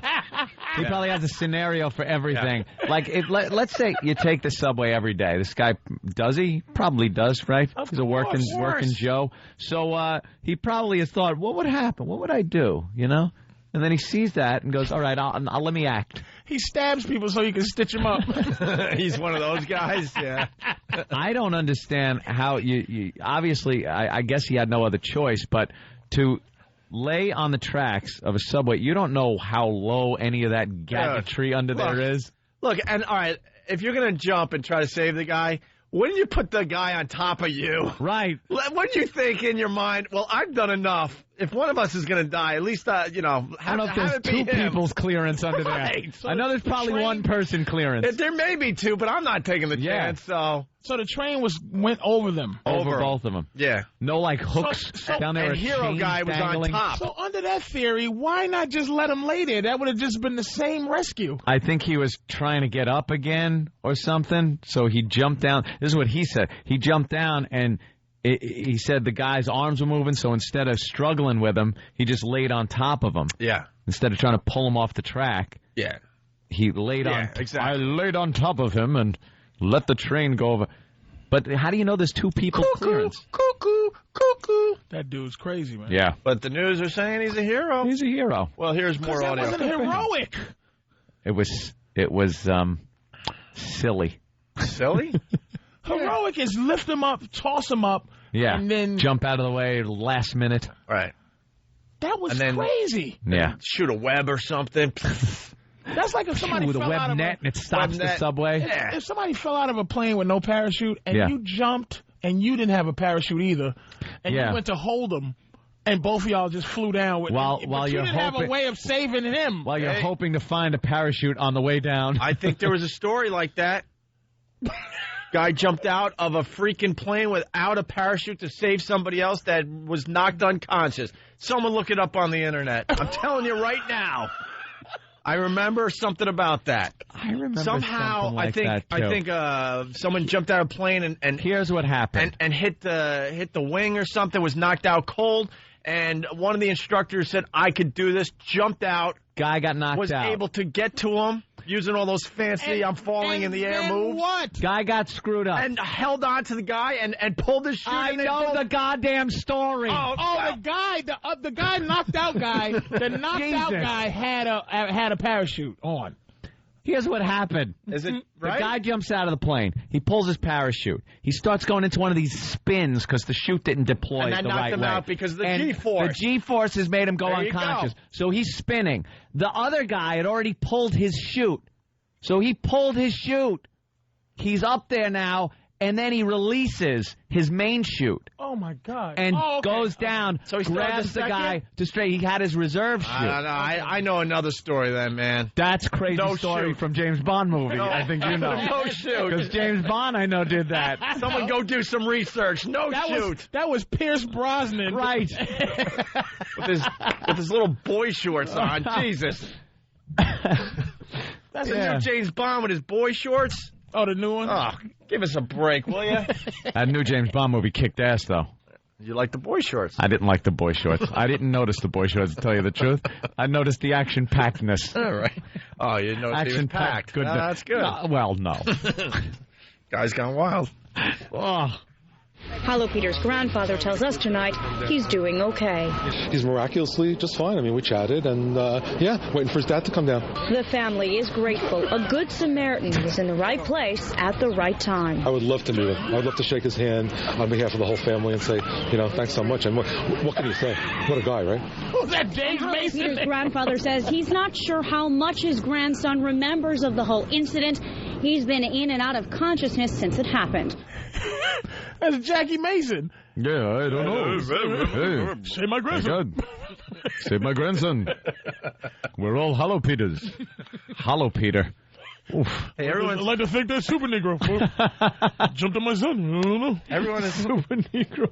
Everyone is saying I'm thinking of Point Break. No, I know it happened in Point Break. It's a movie. Everyone's saying it's a movie. I'm telling you. I'm being called out. No, there's something going on here. We need to do some research. Dean in Philly, what's up? What's up, Owen? Hey, man. Hey, you sure it wasn't Keanu Reeves jumping out of the plane after Patrick Swayze? All right. I'm telling you it was a real story.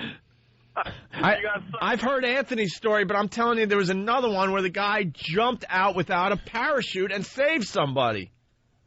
Somebody help me here. That's crazy. No one's helping you. So he saw the guy. I don't care if it takes me until tomorrow. I'll come in with the freaking story. He saw the guy during a G4 spin. Well, no, I remember that one too, but I think there were two. You think some guy got knocked out, right? So he's falling. And then another guy comes out and catches up to him. But Howard, let's just investigate why this story's not. Yours makes sense. This one doesn't. All right. How do you? If I'm in a plane and I go and you jump. How the hell do I know when you bumped your head and you're falling at 7,000 miles an hour that you are knocked out? That I know that you're in distress right away. True. Anthony's story definitely happened, but I remember something about. And why would the guy be in there without a parachute? He's either the pilot or the instructor. Or he's either the pilot or the guy that's going to be jumping. It was on that dumb show, Max Videos or whatever it's called. With Max X. The Max X. The guy that talks like this no matter what happens. You know what it was? It was a guy. Matter of fact, he saved himself. I saw that video. There's been he got a few knocked out. Parachute ones. He got knocked out, and he's doing a spin, and he saved himself. He undid himself. All right, we're going to get to the bottom of this. I'm telling you. Of course we are. We're going to send this into the Institute, and they're going to do some research. Some research at the Opie and Anthony Institute. All right. No Filter Paul did a assault on the media yesterday. Yes, he did. All the news programs were very excited to talk about the Harlem Hero, and who wouldn't be? No Filter Paul blew up their spot yesterday. We'll get into that audio next. And I think Louis C.K. stopping by today. Nice. It's the Opie and Anthony Show. How'd you like to contribute? Let's get right back into this. This is the Opie and Anthony Show. Louis C.K. in studio. We're checking out the fine video on TV. Boise State, right?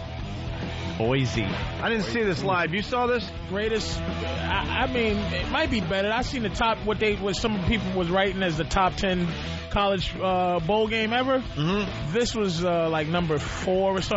It was the best I've ever seen. I've never seen anything like that. They beat Boise State, who's like from Idaho, it's up and coming. We don't give a crap about that. We're talking about what happened after the game. Well, I'm just gonna have to run it down. We got to talk about how good that college game was. Yeah, really. Oklahoma. It was. You don't understand how great that game was. So they beat Oklahoma. No, the guy who saved the dude on the tracks, and then this game, how good this game was. It's fantastic. And by the way, someone sent in a video of Moonraker as far as the parachute thing goes. It's Moonraker, where James Bond jumps out of the plane without a chute and steals it. All right, we're going to get into a bunch of things here, but after the game, after they won in this amazing fashion on the Statue of Liberty play, right? Yeah. Then the star running back proposed to one of the cheerleaders. The black star running back proposed to it. He's barely black, though. No, he's black. He's black. He's not a barely black guy. Justin Guarini's barely black. He's not Mickey Rivers black. There's two different blacks, though. And he knits. There's two different types of black that isn't really black. He's black. There's black guy with white features that's really dark. Yeah. And then there's this guy who has black features, but he's really white. That's true. No, this dude is black. Let me tell you. Oh no, he won't be accepted. Her parents say it. Right. Let's ask her daddy if he's black. He asked Lily Munster to get married. She's as white as you could possibly be. He proposed after the game there. She looks a little Hispanic-y, doesn't she? No, she looks like the all-American kind of cleaned up spicky, sort of. I don't know. She's kind of not even close. She's almost got some what's her name? Rachel from Friends hair. Yeah, kind of that hair. She's got a Friends haircut. Going Friends haircut. Country has. And this is Idaho. They're coming. They're all like congratulating them. She's real tiny. No, it's funny. They're in New York and are being happy. They'll go back to home to Idaho. Oh, be dead. As somebody beats him with a bag of potatoes. What were you thinking, boy? You're in Idaho now. I don't know though. I think he might be all right because I mean I don't have racism in me, but I'm white, so I have the reflex. Like I know. Of course. Like I know. You're racial. Like I look at his face and I don't feel that sort of reflexive revulsion. Like oh my god, a white woman with a black guy. You live in New York, Louis. I know, you're from true. New York, so it's like that's you true. accept that. We're watching the video, and then Anthony and he had this thought in his head. It just instantly, like as if, I guess when psychiatrists say, I'm just going to blurt out a word and you, or I'll show you a picture and you just say the first thing that comes to your mind. Like I saw that couple and just said, she loves the big blank. Yeah. She just loves it. All right, Mr. Cumia. Yes. I'm just going to say a word, and you just blurt out anything you feel. Yes. Refrigerator. And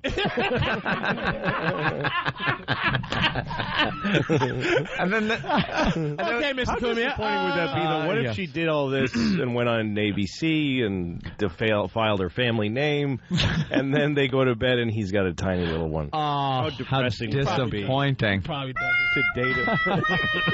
Honeymoon night. You think she already didn't test it out? Like, you think she's... Yeah, she took it for a test drive already. Of course. You know, when she became a cheerleader, too, the father is probably like, no, sweetie, stay away from the players because I know. And he meant like the white players. Yeah. Like, stay away from the players because they like...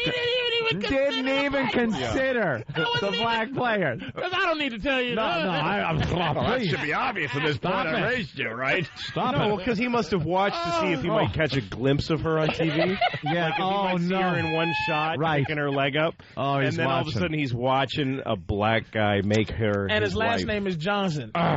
Really? Let me show you the difference with this peeled potato and one that isn't peeled.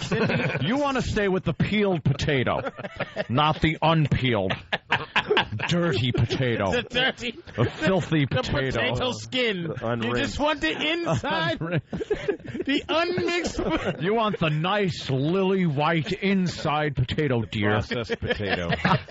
And then you guys... When I say sweet, I don't mean the yams. I mean the white sweetness. Stay away from yams. But then that's why... Then we segged into why, Obama will never be president. Oh, yeah. If we can't even accept this. Can't accept that. They're making out on TV. They kissed like 5 times right there in that one shot. This country is not ready for President Obama yet. Well, CNN can't even get it right. Well, how's the rest of the country going to get it right? CNN had a glaring little error the other day. Yeah. That's great. Obama bin Laden. It said, where's Obama? Instead of where's Osama, it was supposed to say, where's Obama? They didn't give us a little update. It wasn't like it was a graphic. It was a graphic. Somebody typed and then someone put it up and approved it. It was during Wolf Blitzer's show. But if CNN can't get a that whole right, corporation makes it. Yeah, oops. We made a glaring typographical error in our graphics department that we want to apologize for. We spent about 40 minutes manicuring the title and, putting a shadow on it. Yeah, of course. You went, wait a minute. Yeah. Wait a minute. Making it look evil, making the graphic look What's evil. That? Putting music behind it. Remember Wolf Blitzer made that mistake during Hurricane Katrina? Oh, they're so poor and so black. And so into this cheerleader. So black. The president's so black. It's so black. So he stopped before so hilarious. That was the next thing. so hilarious. All right, hold on. How funny, folks, is the funniest video you've seen on television. What's happening, Mr. President? All right, let's go to AJ. AJ. Hey, what's going on, O&A? Hey, AJ. How you guys doing, right? Yeah, we're doing all right. What do you got? Good. The video you guys are looking for is the world's most shocking video. It was the guy who jumped out of the plane in Chile. In Chile? Yeah. That's what it was, in Chile. And he jumped down. When the guy got to the ground, he tried to revive him. And he said, thank you very much for saving me, because otherwise I wouldn't be able to listen to the doghouse. What is that? See, wait, what? If he would have, I knew. By the way, he was going for a gag because he was talking too fast and nervous. But when you blurt out the show that you're trying to promote, make it a little more. What show was he promoting? I don't JV and know. Elvis. Oh, JV and Elvis. Yeah, I believe he said Doghouse. I wouldn't have known that. So no, like if you, at least blurt out. When they do assaults on the media and stuff, like No Filter Paul did it, he's holding up a sign with Opie and Anthony, and he's saying Opie and Anthony. Yeah. So if you're going to try to promote another show, don't at least inside. Don't go, yeah. What the hell? What? The guy panicked. I work with the guys, and I barely knew what that was. They're on the same station. I know. They're on the same station. It's probably a promo for them running. Right. There's promos running when we go to break for the show that he's trying to promote and trying to get past us. You dope. Oh, my God. Good point, Louie, yeah. And we'll go to break, and there'll be a JV and Elvis promo. And I swear to you, I saw it coming because he started getting faster and faster. Like, all right, they still haven't hung up on me. That's like he's calling into some show and then saying, McDonald's! McFlurry's! I got them. All right, let's go to advertise McDonald's. Let's go to Max in Dallas. Max, what's up? Hello, boys. Hello. Max. Louie, you are a funny dude. Oh, thanks. I watched that HBO thing. I love. I haven't seen the special yet, but I got on demand. I'll check it out tonight. It airs January 13th, actually. Then what is he talking about? He said he saw it already. You saw the what? What did you see? Well, I saw a part of it, the part where you were talking about how you raped Hitler. Oh, that yeah. was hilarious, dude. What? Rape Hitler? I have a bit about raping Hitler. Oh, okay. Yeah. On the special? Yeah. That's coming up January 13th on HBO? January 13th. So how did this guy see it already? He saw the same promo you did. It's on there for it's one a of the split lines second. Oh, okay. Oh. I thought he saw the actual bit. No. I was telling Louis C.K. the commercial for his HBO special is hilarious. Thanks. I can't wait to see the whole thing. Yeah. Well, Why didn't he go see Raping Hitler, huh? Yeah. No, it's just a bit about how that's what I would have done with a time machine. Oh. Because a friend of mine said he would have killed Hitler.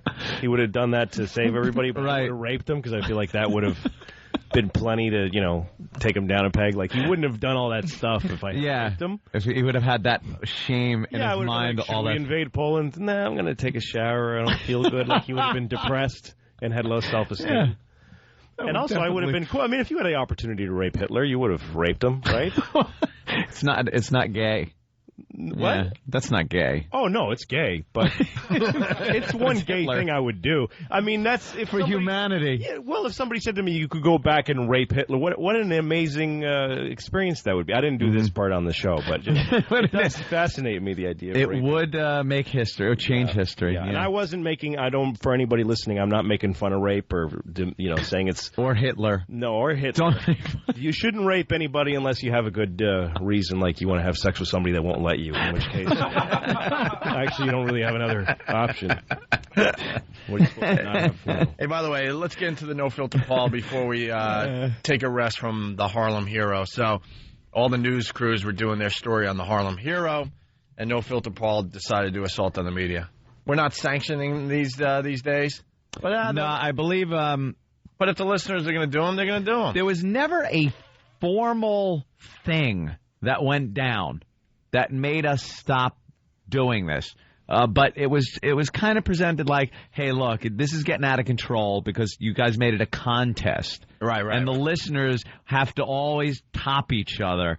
And there were prizes being given away for the best one. How do you judge the best one? Well, is it the one where you crack the reporter in the mouth with a monkey wrench? I don't know. But it started getting a little weird. That's what happened. They told us to stop the contest. We stopped the contest. But there were air horns involved. Yeah, alleged loss of hearing. People aren't actually getting their news anymore. Yeah, it was just not. It was getting ugly. The assault on the media campaign that we started about a year and a half ago got so bad that reporters were giving up on their live shots and just letting our fans just have the 5 to 10 seconds. Oh, there was a woman that was standing on her little box that makes her a couple of feet taller, and she's standing there doing a live shot, and our stupid fans come running in behind her, yelling and screaming. She got scared, turned around and looked at him, and just walked off her box and left the shot. And there's our fans jumping up and down in front of the camera. She abandoned her post. She just left. And they cut back to the studio, to the anchor guy shuffling papers, going, having some technical issues. Jesus. And they hate us more than they hate Osama. Sure. But they now... look, it's fair game. There are reporters out there, and there's real estate behind them when they do a live shot. Right. What happens back there? I see people throwing up gang signs. You see people waving, saying hi, whatever they want to do. Yeah, if someone's going to throw a gang sign in the background, I guess we're allowed to have an Opie and Anthony sign back there as well. There's no problem with the sign, and obviously you're not touching anybody, you're not harassing anybody. You're just holding up a sign. My favorite one of all time, by the way, was Letterman comes back from his heart. Oh yeah, this was a great one. So they decide to do a little live shot outside the Letterman theater there. It was a very icy winter day. Yeah, too. Letterman's back after he took a month off or whatever it was. And so Maury Alter, he's an old-time reporter here in New York. I think he finally retired. Or they gave him, like, weekends at the middle of the night or something. Yeah, something those dumb. bad slots. So he's on the sidewalk doing the big Letterman is Coming Back piece live. And here come our guys, Mark, Psycho Mark. Comes running down the sidewalk with his Opie and Anthony sign. Because you got to do these fast, because if the guy sees you coming with the sign, they're going to cut away, or a producer is going to run after you. Yep. So you got to run up behind the reporter real fast. Yeah. Now, remember I said that the sidewalks were very icy. So live on TV, he slides into Maury Alter and pretty much knocks him down. Pulls him over. Not on purpose. It just was an accident. It was icy. Right. And next thing you know, you see on live TV 2 big burly guys come running out of the live truck. And their feet are slipping on the ice as they're chasing Psycho Mark down on icy sidewalk. And they had a huge sign, so now there's a tug of war going on live TV. He's trying to get the sign out of Psycho Mark's hands. And then there's pretty much a fight going on. So the camera's like, screw Maury Alter and the Letterman story. This is much better. And he goes to try to cover the fight that's about to happen. And Maury Alter has to go, no, over here, Maury goes, back over to me. To me. It was just a complete cluster F. Loved I think it's great that every time a reporter's out there, he has to worry he's going to get tackled. It's that whole thing that they have this worry now. They can't just do the story with that pompous kind of reporter thing where they look right at the camera. I like the slow walk start. Yeah. Where they're standing there. And they start their story, and then they take a few steps toward the camera, and then stop. Very dramatic, the hand gesture. It's right here at this spot. Is it? I like when they have to, like, shifty-eyed look behind him on the side. One of these lunatics going to attack me. When we first started this back in when we were at WNEW, it got so bad that all the local reporters here in New York started doing their live shots from on top of the van. Right. Yeah. They didn't even trust the sidewalk anymore. No. So they would do it from on top of the van. Man. And that didn't work either. It should be that way. Well, and then Psycho Mark, with one of the most famous ones ever, this girl is on top of the van, and she thought she was safe. Psycho Mark said, screw that. He got on another fan's shoulders and then held up the C word on live TV. A sign with the C word. So he and had just like held a it up Sharpie right and plaque. Oh, yeah. Psycho Mark always prepared. He was the king. We lost Psycho Mark on Sex for Sam 2 or 1? It was Son of Sam 2, yeah. Son of Sam, Son of Sam 2. Dopes. Player magazine. Anyway. That's great. But here's the latest assault on the media from No Filter Paul from yesterday. He's a Vietnam vet. He was in the U.S. Navy. And tonight he is crediting his military training for giving him the knowledge to know what to do in a situation like this. And by the way, the guy who had the seizure, he is in stable condition and he's supposed to be okay. All right, Linda, thank you. We need to hear stuff like that. Wow, she was a trooper. Stuff like that. She plowed right through it. Yeah.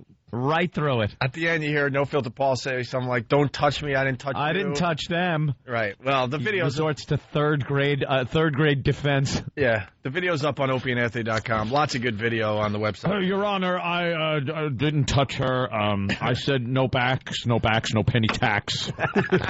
So I believe I am entitled to the restitution. Hey, let's say hi to Mark in Jersey. Mark, what's up? Don't forget the NBC Today show when the girl flashed Matt Lauer.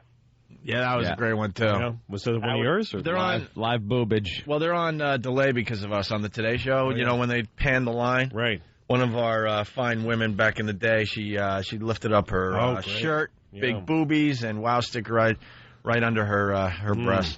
Yeah. And Katie Couric actually had to cover her mouth and go, oh, my God. She had to cover her mouth. Yeah, they came back, and she was in shock. It was wonderful. Just love it. And the greatest part about these things is almost this mission control atmosphere that goes on here, because we hear that it's going to happen sometimes. Right. And there's people on cell phones watching TV, coordinating, going, all right, ready? All right, they're live. Go, go, go. And you're watching. It's interactive television. That's great. It's like a Wii. You got your hand controller, and you're moving the people on the television. That's great. How do the new listeners find all the Assault on the Media videos? Is it easy to find on opieandanthony.com? Probably not. Are they on YouTube? I don't know. Where all are over the they? place. I don't know. We'll try to make it very easy for you to see all the past ones. Steve, are they easy to find? Yeah, we just put them back up. Huh? Yeah, we just put them back up about a week ago. So we had to hide them for about a year. They had to go away. We're always the only interesting things that really happen. It's like I got to see the Yankees win the World Series in '95, whatever, the first year of that dynasty. Yeah. I was at the game. But the thing I remember is the guys that ran out on the field, like 3 different guys ran out on the field. I just love people that run on the field. I just think that's the greatest kind of person in the world, because the dude had a good enough seat to be right on the wall. Yeah. And you know he was without a shirt, saying, like, I'm going out there. And his friends are like, you're stupid. Dude, I'm doing it. I'm doing it. And the look on their face, dude. Once they make the commitment and they're on the infield, like looking at Derek Jeter, and he's looking at him like, you idiot. But you are so going to jail. Like, yeah. And the media tries to be, we don't show it. Yeah. Right. Oh, the wow, camera goes away. We're not going to show this as a man on the field. We don't want to condone this type of behavior, so we're not showing the video. And then the cops have to make an example of him, so they hit him really hard. Drag him off. I just love that guy. I love that moment in anyone's life. The takedown is fantastic. I'm missing the rest of the game. I'm spending the night in jail. I'm going to get hurt. I don't care. I hate that they've taken that. I'm on the one guy slid into home plate. With no shirt on in October. I hate they've taken that out of the sporting events, man. When your team wins, it all, whatever championship it is, and you get to run on the field. That doesn't happen anymore. No, that used best to be part. the greatest thing ever. Like Chris Chambliss when he hit the game-winning home run. And he couldn't even get to home plate. No, and they have this one picture of him where one fan is trying to take his helmet off of his head while he's running. He's just going, forget the game. I want that help. Give me your. What about steal his helmet. The one Wade Boggs? He's on the horse backwards, and everyone is out of the stands, and he's got champagne. And on a cop's horse. A cop's horse backwards, and the fans are all over the field. I mean, you miss those moments. It used to be part. When you just would see the sea of people just coming over the wall. Yeah, and they would destroy the place. Movies about it. They'll still shoot it that way. Yeah. Like they're allowed to. But now your team wins and everyone has their bang sticks or whatever in the stands. Who cares? Well, like a half hour before the game is over, they put a line of police on horseback. They surround the whole field. Right. You're not jumping out in front of that. And you have your noisemakers. You'd have to be how drunk do you have to be to jump into a horse? You used to come to the game with a jar because you know you're taking some of the field home with you. Yep. All right, let's say hi to No Filter Paul. Paul. Yeah, hey, good morning, guys. Good morning. What's going on? I just want to let you know, the funniest part about this one was right before the reporter went live, there was a bunch of guys doing gang signs, which, of course, you never see in Harlem. Behind Here he goes, No Filter Paul, the biggest racist I've ever met, by the way. I was nice. Anyway, so she told everybody off, because they were all doing it behind the camera. So when we did that, there was a huge cheer from the crowd. It was the funniest thing. And the guy from the truck grabbed the sign. Did you guys notice that? We heard you yelling, like, don't touch me or something like that. Well, actually, it was the guy with me, Chester's Ashes. He's like, don't touch my sign. Why, you're not taking my sign. Right. Yeah, it was pretty funny, and it was a sport for choice as to who to go after up there. But, we didn't want to do CBS because I'm sure you guys like your job at Free. Yeah, that would be very smart to just stay away from CBS. Yeah, please. Yeah, no intention. And, of course, then ABC7 was my other choice, and I've had a little bit of history with those guys. Right. But, that was it. Hope you guys enjoyed it. All right, thank you, No Filter Paul. The video's up on opieandanthony.com, and I think you could do a little search to find all the past Assault on the Media clips. Yeah. All right, more with Louis C.K. and Patrice ONeal in just a bit. It's the Opie and Anthony Show. Hi, I just got wowed. We're back with Patrice ONeal and Louis C.K. Louis C.K.'s playing Caroline's all weekend long, by the way, starting tomorrow night, I believe, right? Oh, wrong mic. Try that one. 4th? It's tomorrow the 4th? Tomorrow's Thursday. Yeah, that sounds right. Thursday through Sunday? Yeah, Thursday through Sunday. I saw Louis C.K., I think, last year. That's hilarious. Right? Yeah, thanks. First time I met you, and he just kills, obviously. You went to a Louis C.K. show? Absolutely, yeah. I was really, really into it. Thanks, I see. I've seen you. I see. I've seen you, Patrice, many times. You seen me when you wasn't working. Oh. When y'all wasn't working, y'all came to come around. Not when you working. Oh. We don't even go out anymore. Yeah. You came to see you. Was you working when you came to see Louis? Yeah, but it was like a Friday or Saturday. Oh, I see. Oh. I see. Wow, made that about you, did you? That's interesting. Boy, big surprise there. I was getting a little promotion. All of a sudden, we're all trying to make Patrice feel better. Just trying to sell a few tickets here, Patrice. Oh, Louis sold out already, man. Louis C.K. at Caroline's all weekend long. How greedy can you be, C.K.? Tickets available, believe me. 212-757-4100. Oh, that's good. Wow. Is that good? Yeah, a lot of comedians on this show. It's been over. How many years have we been saying that number? I think that's what the number is. You probably still remember the number at Stitches in Boston. No. It was Comedy Connection. Yeah, the Connection. There you go. Yeah, we took care of Blumenreich. Oh, God. Hey, oh, God. God is talking to Pat Robertson. Oh, really? He gets a one-on-one every year. Did you know this? Every year? Every year he gets Only a one-on-one with the Almighty. That guy's a piece of garbage. Only once. This guy is nuts. Once a year. Once a year. Once a year he gets a one-on-one with the Almighty. And his annual God's like, yeah, Pat. Oh, God. Do I have to do this now? He says to his assistant. Yeah. Can we put off? It's once a year, Lord. Okay. You know he books this early every year. You know. Robertson said God spoke to him during his annual one-on-one prayer retreat with the Almighty. How does he get... Well, that's the thing. He gets a one-on-one. He gets a great junket like in Cancun. Yeah. And the Almighty's like, well, dude, I'll take a free trip. All right. If you're going to go somewhere. It's like a convention. How does he... You know how many people there are in the world? And this guy is like, he gets a one-on-one. He's the one that gets the one-on-one. And that's if we're the only world God's taking care of. That's right. There may be some other There could be other planets that he's dealing with, but he takes a time out of his schedule. Pump his ass. To make sure he sits down with him. And God has dropped a bombshell. Ooh. That's got to make a big explosion when God drops one. On evangelist Pat Robertson. The TV preacher claims the Lord told him to expect a terrorist attack on the United States by the end of 2007 that will result in mass killing. Wow, and God is going to let this happen too, I guess. Great.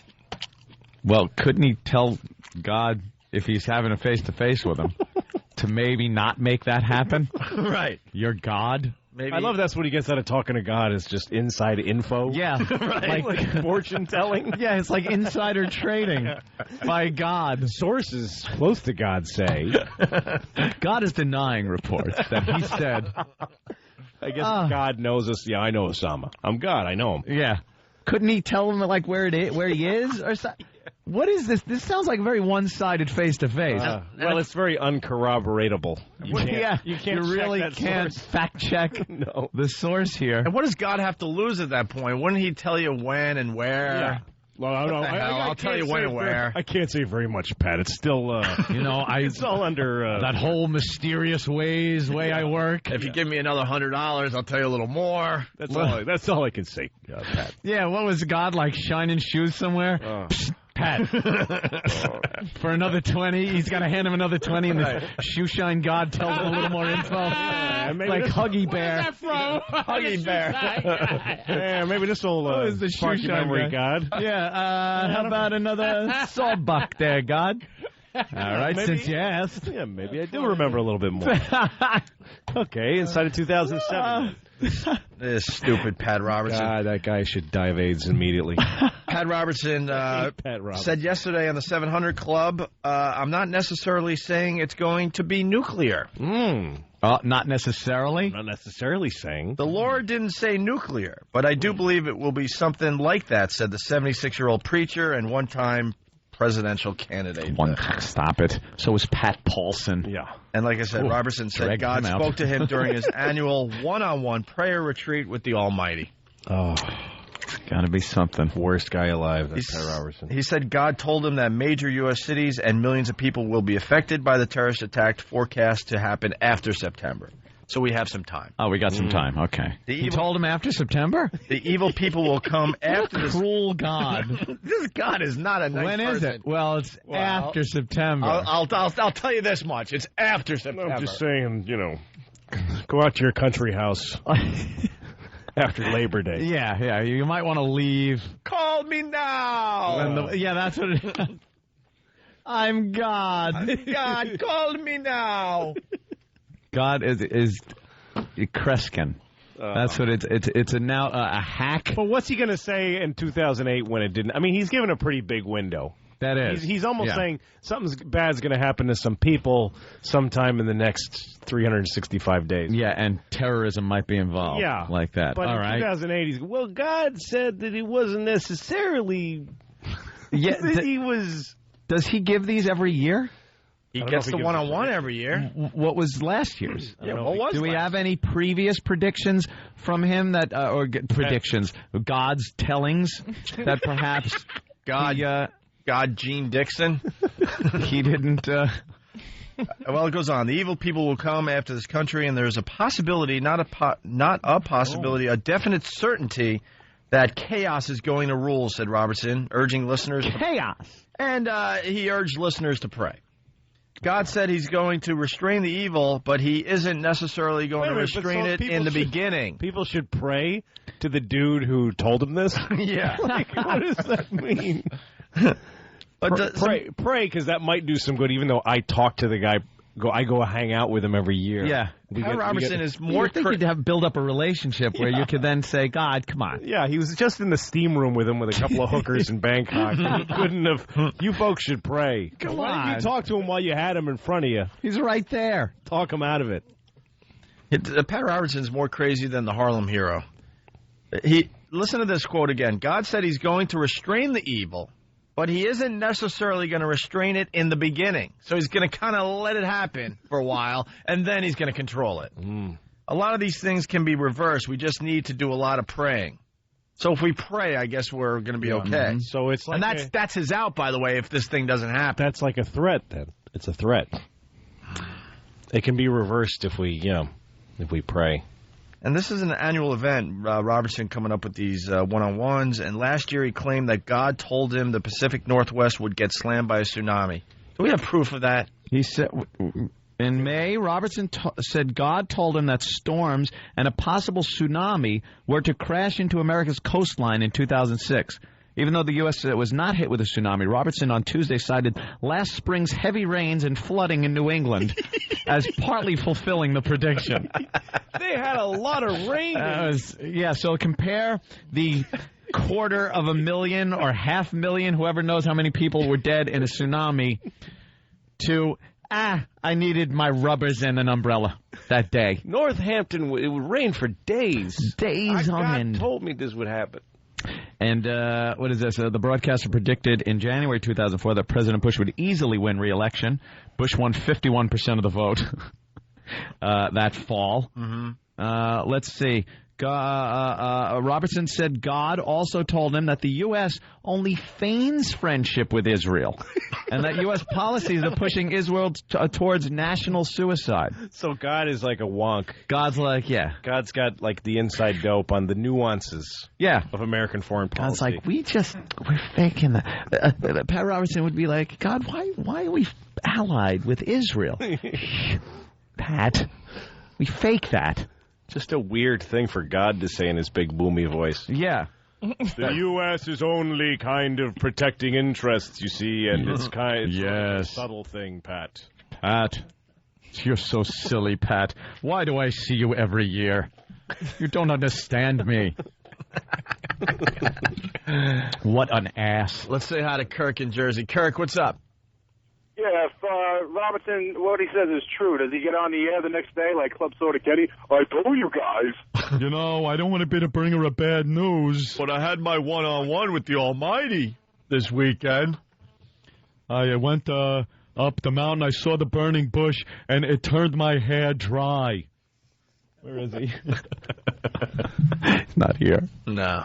He's also predicting that the Eagles will win the Super Bowl. So he got He's that giving from God. sports picks? Yeah, he got that from God. Those got to be right on. Of course. Those got to be right on. God's sports picks. Wow. What an ass. If God hangs out with Pat Robertson, he's a douche, too. Yeah. That's what I think. Why would he be friends with him? No. That discredits God completely. I don't care if he did create the universe. He's a douche. Is Pat that moron? Is Pat crazy where he thinks he's actually with God? Or does he go into a room, sit there and go, I just got to sit here by myself so everyone thinks I'm with here God? For a few hours. Yeah, like, how long should I sit here if I'm with God? Starts humming and looking around. Does God kick me out or do I leave before? Right. You know, what's the protocol with God? What a pompous. You don't want God to be turned into go, geez, this guy going to hang out all night? Yeah. He came with a six-pack of Meisterbrow. He's drinking the bud. You got to know when to leave. Every time I talk to that Robertson guy, I'm in the paper the next day. He must call him and say, stop. I don't want to read about our retreat. Just between you and I. Yeah. Jesus. Talking with you. I thought I was on a mancation. A mancation with God. Let's say hi to Eric in Michigan. Eric. Hey, what's up, boys? Yeah. Hey, Pat Robertson is just arrogant. He's like, God only speaks to me, and he's only concerned about American affairs. And, we're not for fucking punching out. Oh. Oh, he was trying so hard. He panicked a little bit, but he punched out, though. He pulled it. Goose hit his head on the canopy, though. What's so weird is that he wasn't doing some big the high wire bit. He was just expressing himself. Yeah. He panicked. He definitely panicked. Wow. Well, that's what people do on this show when they lose it. Some people excited. just go down. They go down in flames, and it's a big crater of jet fuel and aluminum. But if you heard him, he said, I'm punching out. Yeah. That's when you reach down the handle. Right. Boom, you pull, eject canopy, you're out of it. So he has saved himself. He was close to the ground, though. He was close. He was real close. He pulled it the last minute. Let's say hi to John in Jersey. It's time, I guess, for What Did We Learn on the Opie and Anthony show today. Wow. John, what's up? And fast. Today I learned that God is the best bookie in the world. Yeah. And he's only concerned with America. That's what Eric was getting at, that he only cares about America. Okay, punching out. All right, let's say hi to Craig on Long Island. Craig, what's up? Hey, what's going on, guys? Hey. Hey, I was just wondering if anybody tested Robertson's blood for peyote. Yeah, sometimes you do see God when you do mushrooms. Sure. And, is anyone else meeting with God, but they could just keep their mouth shut? Pat's the only one, blabbing. Pat's the only one. Everybody name-dropping, and it's God. God's like, dude, I'm not going on those things anymore. You tell everybody what we talked about. And I didn't say that. I know God, but I got bills to pay. Nobody pays attention to me no more. I took it the wrong way. Unbelievable. Yeah, he's probably meeting with people all over the place all the time, but he tells them, look, this is between me and you. It's a face-to-face. You and I. If I wanted other people involved, I'd invite them. Right. You don't go to the news with what I have to say. I'm God. All right. We can't really start anything new here, so this is a good place to end it. Patrice ONeal, thank you so much. Jim Norton Patrice, always a pleasure. Patrice ONeal, who I've seen at least a dozen times in comedy clubs all over the tri-state area. Yeah. At least. 12 times. At least.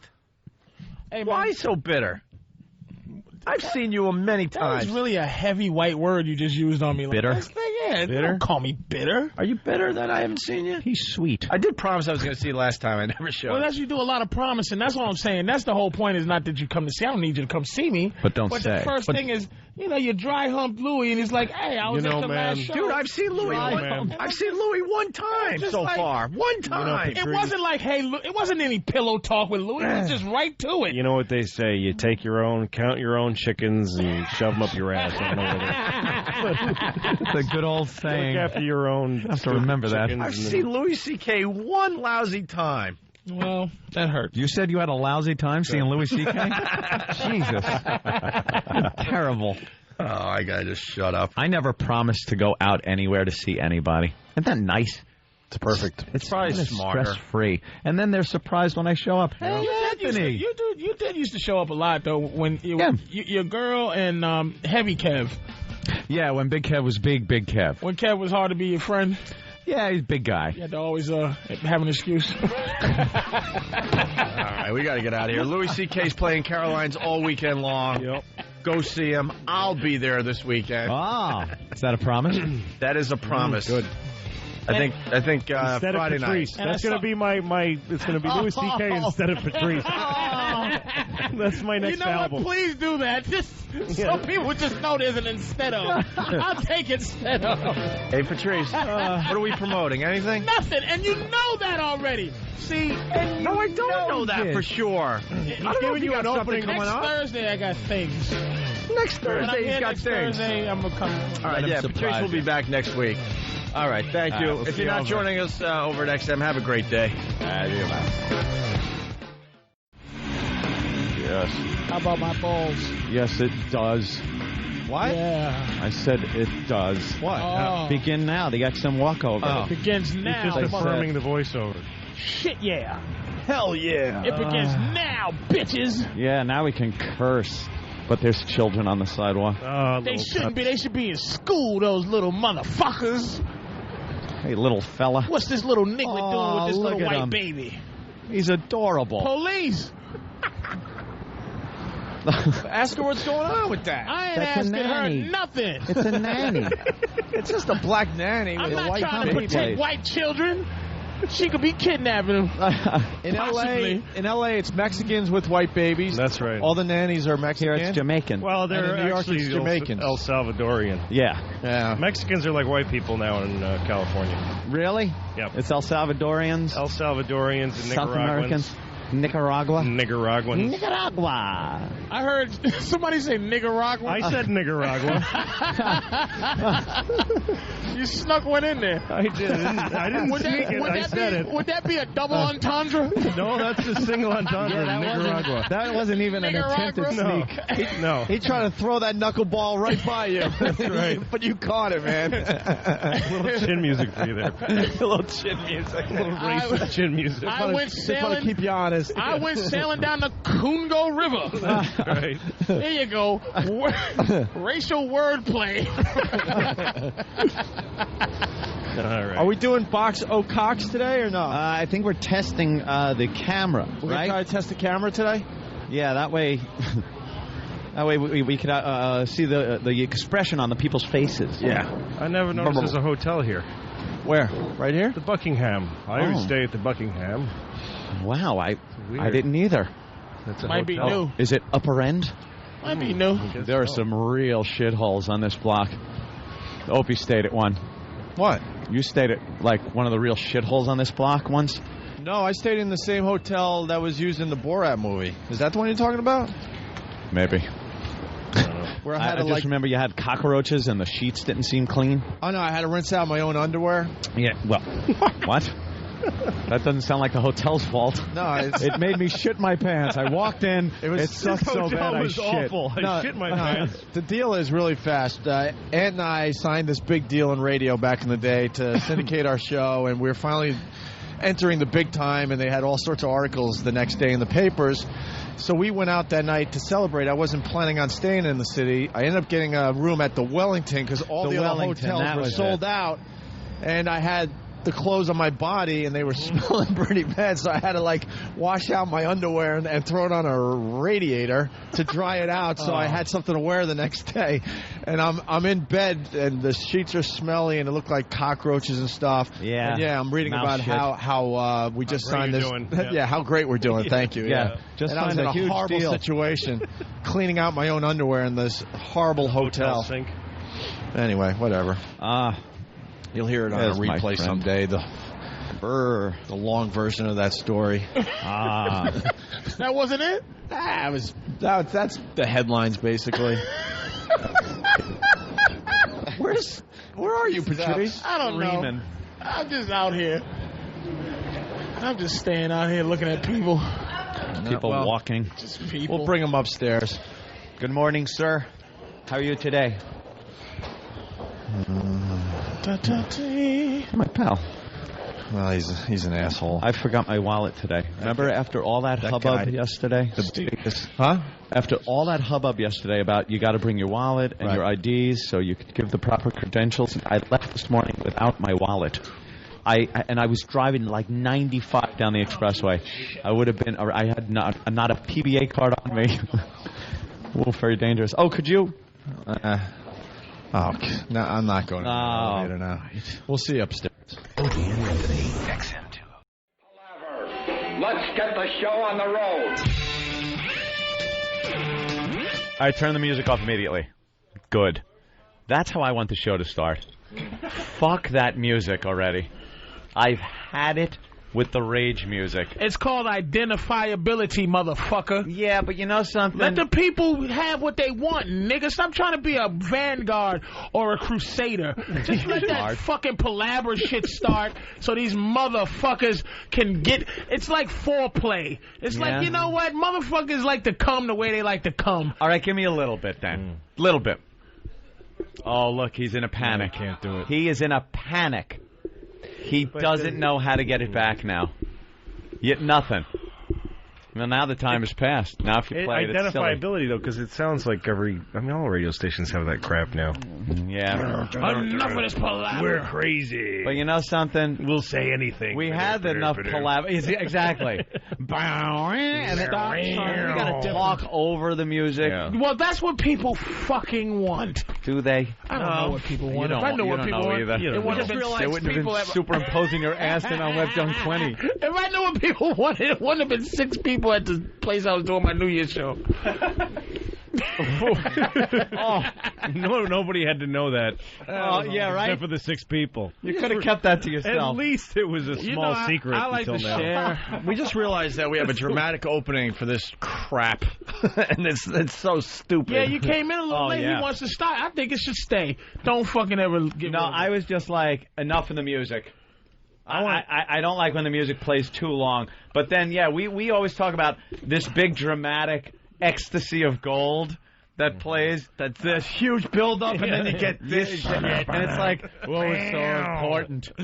Such an important show. You get ecstasy of gold, and you get sirens, and then it's just us with this important. I went shopping today. Yeah, and then you get like, hey, I stayed at a shitty hotel, and I had to fucking wash the skid marks out of my underwear and put it on a radiator.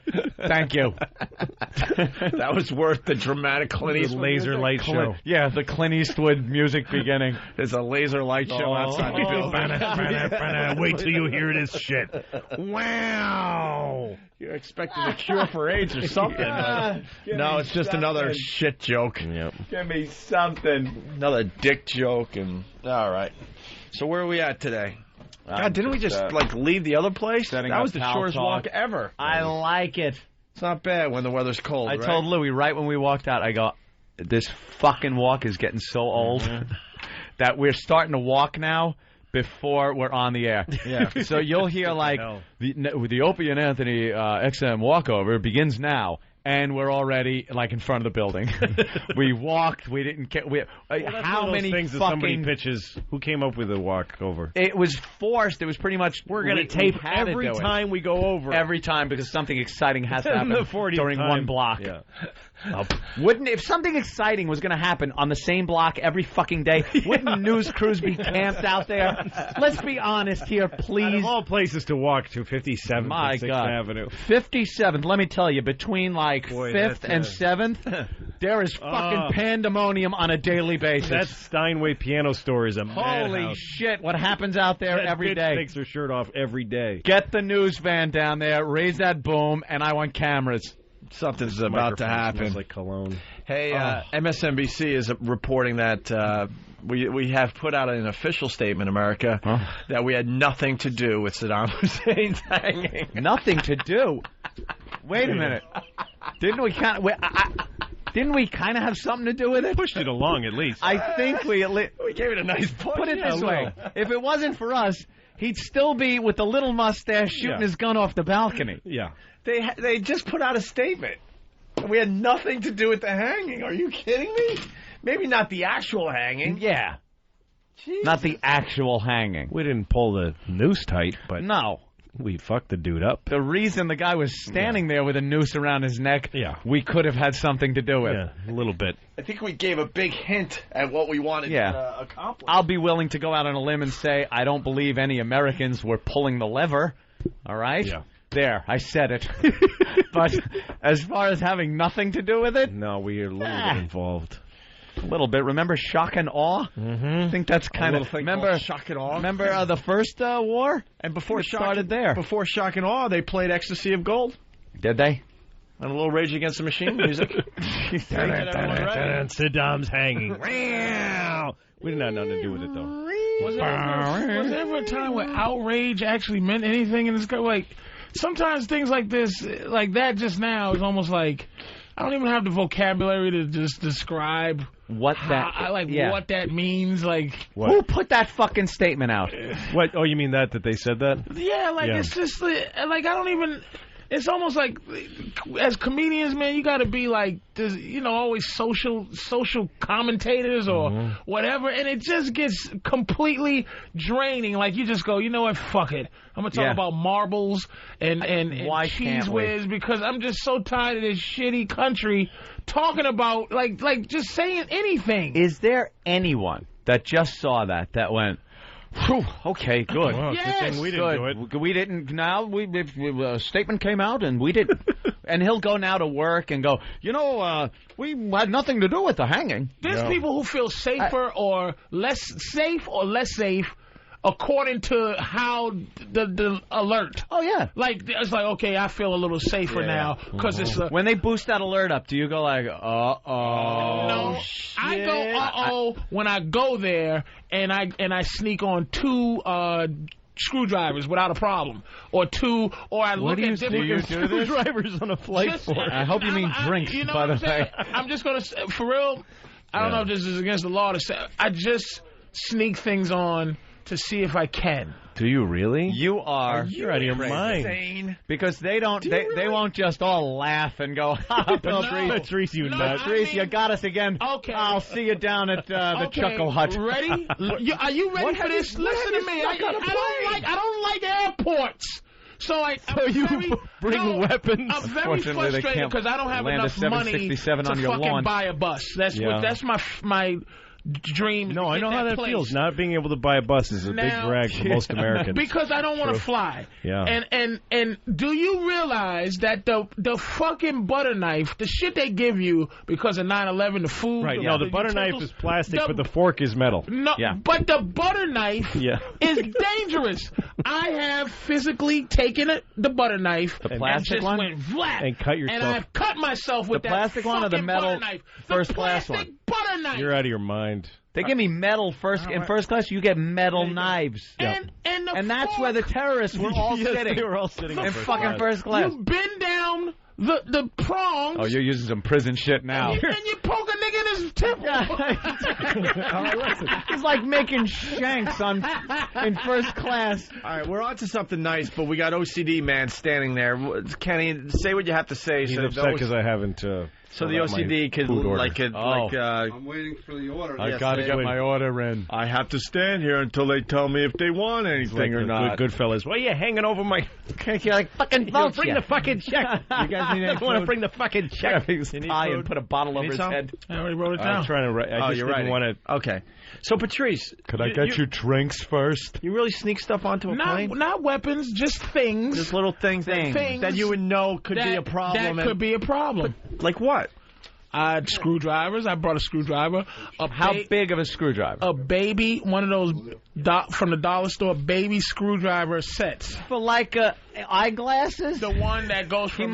He might take the screw out of the pilot's eyeglasses, and he can't see. Goddamn it! Serious? The one that goes from 1 millimeter to 5 millimeters. How big is the biggest one? The biggest one is about 4 inches. And it can be held in a poking way or a stabbing motion. Look, if you can bite someone's eye off if you really want to fuck them up. Ready? Let me tell you I've brought 3 ounces of Crisco oil on a plane, and that's flammable. What are you doing? Holy the thing shit. that's weird to me is Patrice ONeal cutting himself. Going, this is bullshit. Yeah. I pay taxes. Why am I allowed to cut myself? Patrice is a cutter. I cut the meaty part of my hand, like the You back should of my sue the hand airlines because you and cut just- yourself with your fucking knife. And Jesus Louis, Christ. just to see, because I don't feel safe. It I like starts that at the TSA. Yeah. Do you feel safe Well, you're not gonna with feel those safer knowing you cruddy know No, motherfuckers? let me tell you something. I feel safer now than I do when I think back at how it was. Yeah. I think it's safer now just because why would they try it You twice? can still get a box cutter on. A guaranteed fact you can get a box They don't cutter. need to do it again, though. They don't need to do it again. That's what. Do you think the won't hit Japanese another could have fucking plane. bombed Pearl Harbor again? Do you absolutely think? I think they could. That was so easy. Let's do that shit again. Do again. 9/11.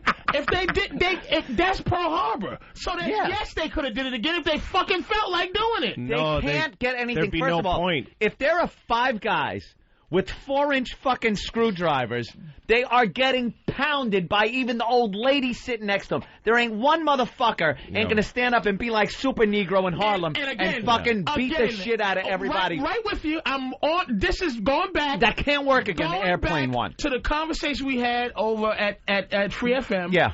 It's television, and I do agree that the fact is that 9/11 people.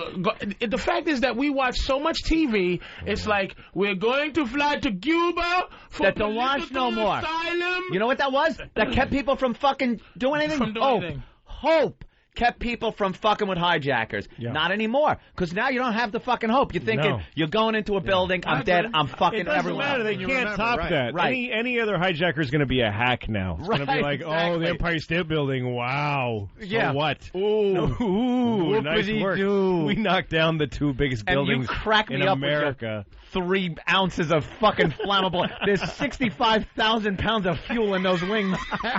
If I have just the right, It's got cooking oil. if I Cooking just oil. the right wick.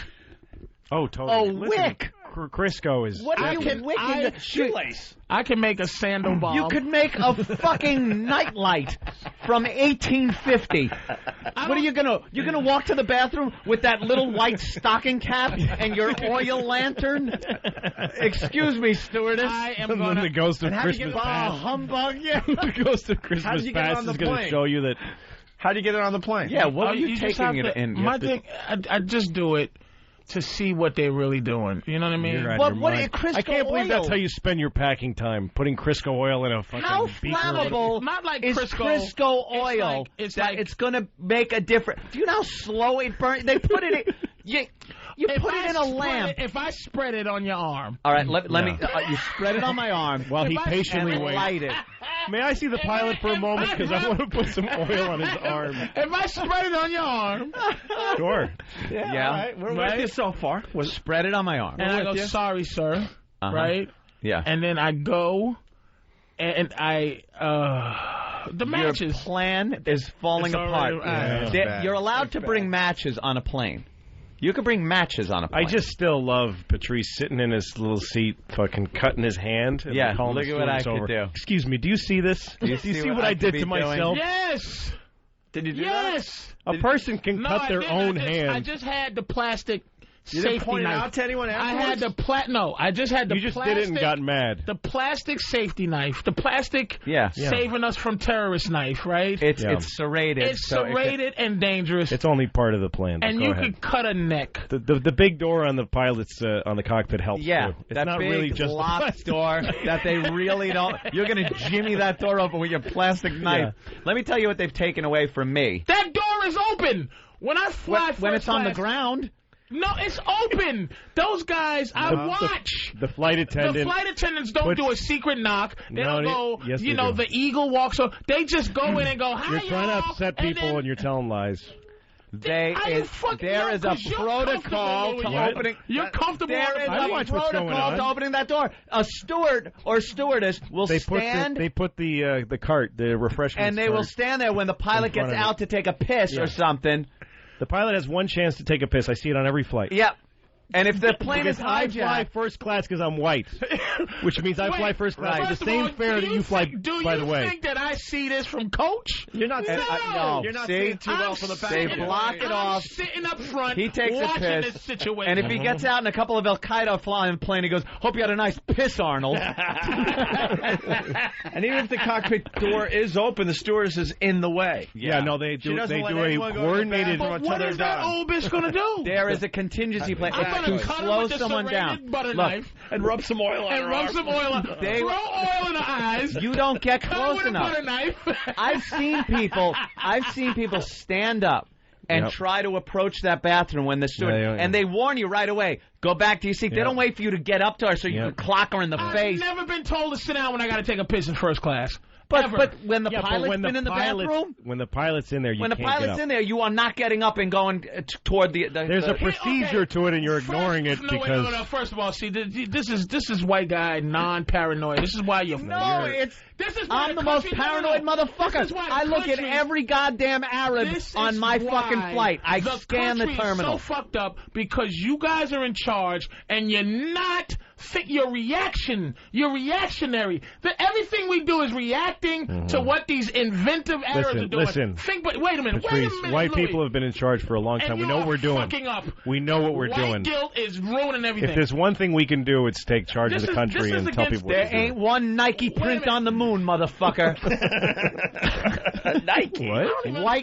White men. Your racism is misguided right now. Listen. Nothing but hush puppies. Hush puppy prints on the moon. Brooks Brothers. Listen. This is the thing about the whole plan. We're not paranoid enough? The stewardess stopping. Okay. Right, now, you drive through a tunnel? No, you don't drive through a tunnel coming in ever. Midtown Tunnel. I drive through the Holland Tunnel every day. There's 5 cops or whatever sitting there. Yeah, they sit at all the tunnels. Now they don't do the tunnel. They don't check for fucked up shit a mile away from the fucking tunnel. No, they check after you pay your fucking toll. Then they go for suspicious box trucks, things like that. Now, all they pull I have to fucking do is pay my toll, and the guy goes, "Pull over, you're in a truck." And I go fuck yourself. Thank you very much, and pat him on his head and drive in the fucking tunnel. So why do you think a fucking stewardess under her plan? I can't just fucking muscle this fucking stewardess out the way if I wanted to. The cockpit door is closed and locked. There's one pilot. Both of those motherfuckers fly. It ain't the pilot and some fucking mechanic in the other seat. He can fly the motherfucker. When it's time for the pilot to take a piss. Right. Why am I explaining this to a fucking paranoid Negro? This is white guy. This is white guy stereo. I'm bringing Crisco and everything's gonna be fine. It's under control. And a plastic butter knife. Don't worry about the planes anymore. The planes are fine. The thing is, Patrice, the reason why we don't worry as much is because being white is so awesome. The benefits are so rich. It rocks. That even if we die tomorrow of terrorism, it's not that bad. Was you worried about Gatorade before this Gatorade guy did the thing? I don't even know what you're talking about. But I don't care. I don't drink Gatorade. No, the reason that we can't bring it's got too much sugar in it. The reason we can't bring our fucking liquids on anymore. Oh, it's because of the England threat. So was you thinking about that before they did it? No. Do you understand? That's what I mean. My point is that we're reacting to whatever. You are totally irrationally insane. You have your brain makes no sense. Yeah, your brain does not work properly. What else have you brought on a plane? I don't really bring if you were running the country, nobody would be. People would be going on and all bandaged up. Also, do you know those X-ray machines that they send through? They don't have Crisco meters. The Crisco meter. They do have. And then they check your shoes for bomb. That rub they do. Yeah. You know what? I don't take my shoes. Well, now they make you take your shoes off. But I don't take anything off. It just doesn't make any fucking sense. I flew right after 9/11. I was on tour when 9/11 happened. I was in L.A. and I was going on a bunch of road work. And so I started flying as soon as they had planes going up. And there was nobody in the airports. It was like just walking through these empty airports. Everyone's petrified. Everybody any airline you flew, you were immediately platinum class in the lounge. Please. They were begging you to fly. And all of the whole thing that they're not even supposed to mention plane crashes or terrorism, that was out the window because the flight attendants, everybody were really scared. So you'd be on the plane and the flight attendant is saying, "I'm really scared we're all gonna die on this one." Like they were talking like that. Shit. And before every flight that I flew for like a month, the pilot would come out to the first class people and say, "You guys are the last line of defense." He's saying, "Great, I'm a soldier." Yeah. And he says, "I don't want you." And he seriously, I was in the first seat, like 1A. And he said, "I'd appreciate you not sleeping, to be honest with you, on this flight, because you got to protect me like I got to protect you." That's fine. Could I have a kosher meal? If I'm going to be defending you, I'm hungry. I need good food, plenty of it. Please. Let's talk to an air marshal. Mike in Philly, what's up? Gentlemen, how are you this morning? Good. Good. Say, I'm going to break down the third wall for you, Patrice. You stand up and try to muscle one of the flight attendants. I will peel your cap back. Yeah. So fast. Is that on every flight, too, sir? Every flight? Don't answer that. I don't want to know. No, I don't want to fucking know. I don't want to know if there's an air marshal on every flight. He'd like to think that it's no every way flight. There's an air marshal on every flight. I assume there is. Huh? I'm not able to answer that. All right. I thought you could answer. There's no way. I don't want an answer. I like to think they're sprinkled around that makes liberally. me feel a little safer. That he would shoot me in the head if I tried anything. That makes me feel safer. Yeah. Hey, Mike, what kind of weapons do the pilots have now? I'm not at liberty to discuss that. At liberty. I think they're still working. You know what I read in the... I saw this thing on the news I think it's on the QT. I think they got some stuff up there. I saw this thing on the news that freaked me out because when they were talking about arming pilots, people complained that the bullets would pierce the plane and let it... And then somebody on the news goes, a guy from the FAA said, "We know that's not true because often when we bring planes in, there's bullets all underneath because people that live in the airports shoot at planes all the time." At the plane? Is that real? Yes, and there's always bullets lodged. It's just part of maintenance is pull the bullets out of the bottom of the plane because every airport has psychos living near it shooting at planes. Oh, yeah, and the guy just said it casually like, "We know because that's just part of... Oh, wow. Don't you have special munitions? Patrice, I'm going to give you a hint. If you want to take over a plane, take that plastic knife, stand up and say, "Take the plane down or the N gets it." The what? Take the plane down. You suck. Blazing Saddles. It's like Blazing Saddles. Put the gun to your head. Yeah. But did you see where I'm saying how the country is... No. The fact is... How do you not feel a little safer? He should have said nigger to explain that so we can all know it. The N-word. What the fuck is going on here? That made it depressing, and rejoice. That made him sound... It's despicable, man. I don't agree with that. That would have been funny if he had quoted the goddamn movie and I get what he's saying. Yeah. That's the goddamn... Put the nigger there. Make a move and the nigger gets it. I don't think he's bluffing. Goddamn Kramer. Kramer ruined it for everybody. Let's get out of here for a minute or two. We got Louis C.K. playing Caroline's this weekend. Mm-hmm. That's right, Patrice. I also have an HBO special starting January 13th. Yes? It's also called Not Patrice ONeal's HBO special. I really am feeling like I can't find my HBO special to save my life, man. Just come up with a good title like Plastic Knives and Crisco. Oil. Crisco and Plastic Knives. Yeah, Crisco and Plastic Knives. That might be actually good. Thank you very much. Crisco and Plastic Knives. I don't bring Crisco on the plane, by the way. Well, why would you? You eat it at home. It'd be very dangerous. You could smear it on the window and obscure the next passenger's view. I would hate that. I would hate to sit there with Crisco smeared on my window when I'm trying to look at the beautiful scenery. All right, wait a minute. Whoa. Oh. Ready? Yeah. What if you rub your body down? Yeah, with Crisco. Naked. Rub your body down. I'm trying to think ahead. All right. I'm with you now. You rub your body down with something completely flammable. Okay? Okay. Yeah. Then you put... And odorless. Totally odorless. And then you hope it's not going to smell when you come through. And then you...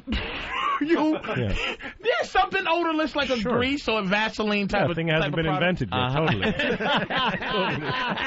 Something not on the chart of the elements. And then your clothes are you wear like explosive silk clothing, very flammable clothing. Oh yeah. You go on and you just light yourself on fire and just run through the plane. How about a fire extinguisher? Then you'll just fall down on fire. Put you out and land in the next airport. And you'd be laying there. Body off under the tarmac. You'd be laying there with fucking third-degree burns on your body. God, I thought you'd be on the news. Good idea. They'll be making fun of you here in the morning.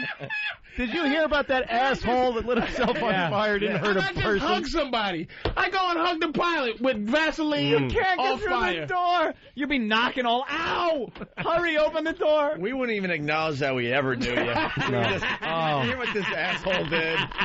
You wouldn't even get that. I'm just you trying to even think. Get that respect. I'm just trying to think like a terrorist would think, man. After Gatorade, you got to think these things, man. Gatorade was pretty impressive. You got to think these things. Do you do the other celebrities? Because Jay Moore turned us on to this. The other celebrities that are on the plane with you, if you would get top billing if the plane went down. Oh yeah. No. I was flying recently from L.A. back to Newark.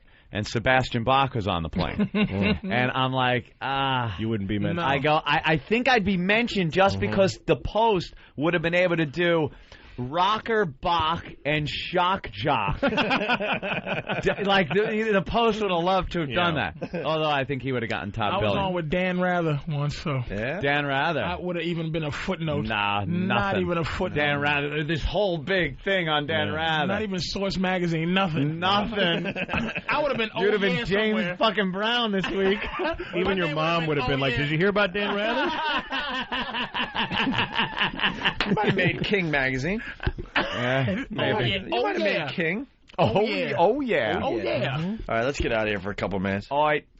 Whip 'em Out Wednesday. Introducing Wow for Dummies, an easy-to-follow guide to get you started with Whip 'em Out Wednesday on the Opie and Anthony Show. Big, luscious, juicy one. Step 1, get a Wow sticker. OpieandAnthony.com. Step 2, put said sticker on car, not under the hood. Step 3, drive around. Please pull up next to me, honk your horn, and demand to see my tits. Let me see those boobies. That's so sexy. Step 4, enjoy boobies. God damn it, what nice tits. Some people call them the bosom. Oh, yeah. So ladies from all over the country, if you feel like showing us a little something, Whip 'em Out Wednesday. This message was brought to you by the cooperative staff at the Opie and Anthony program.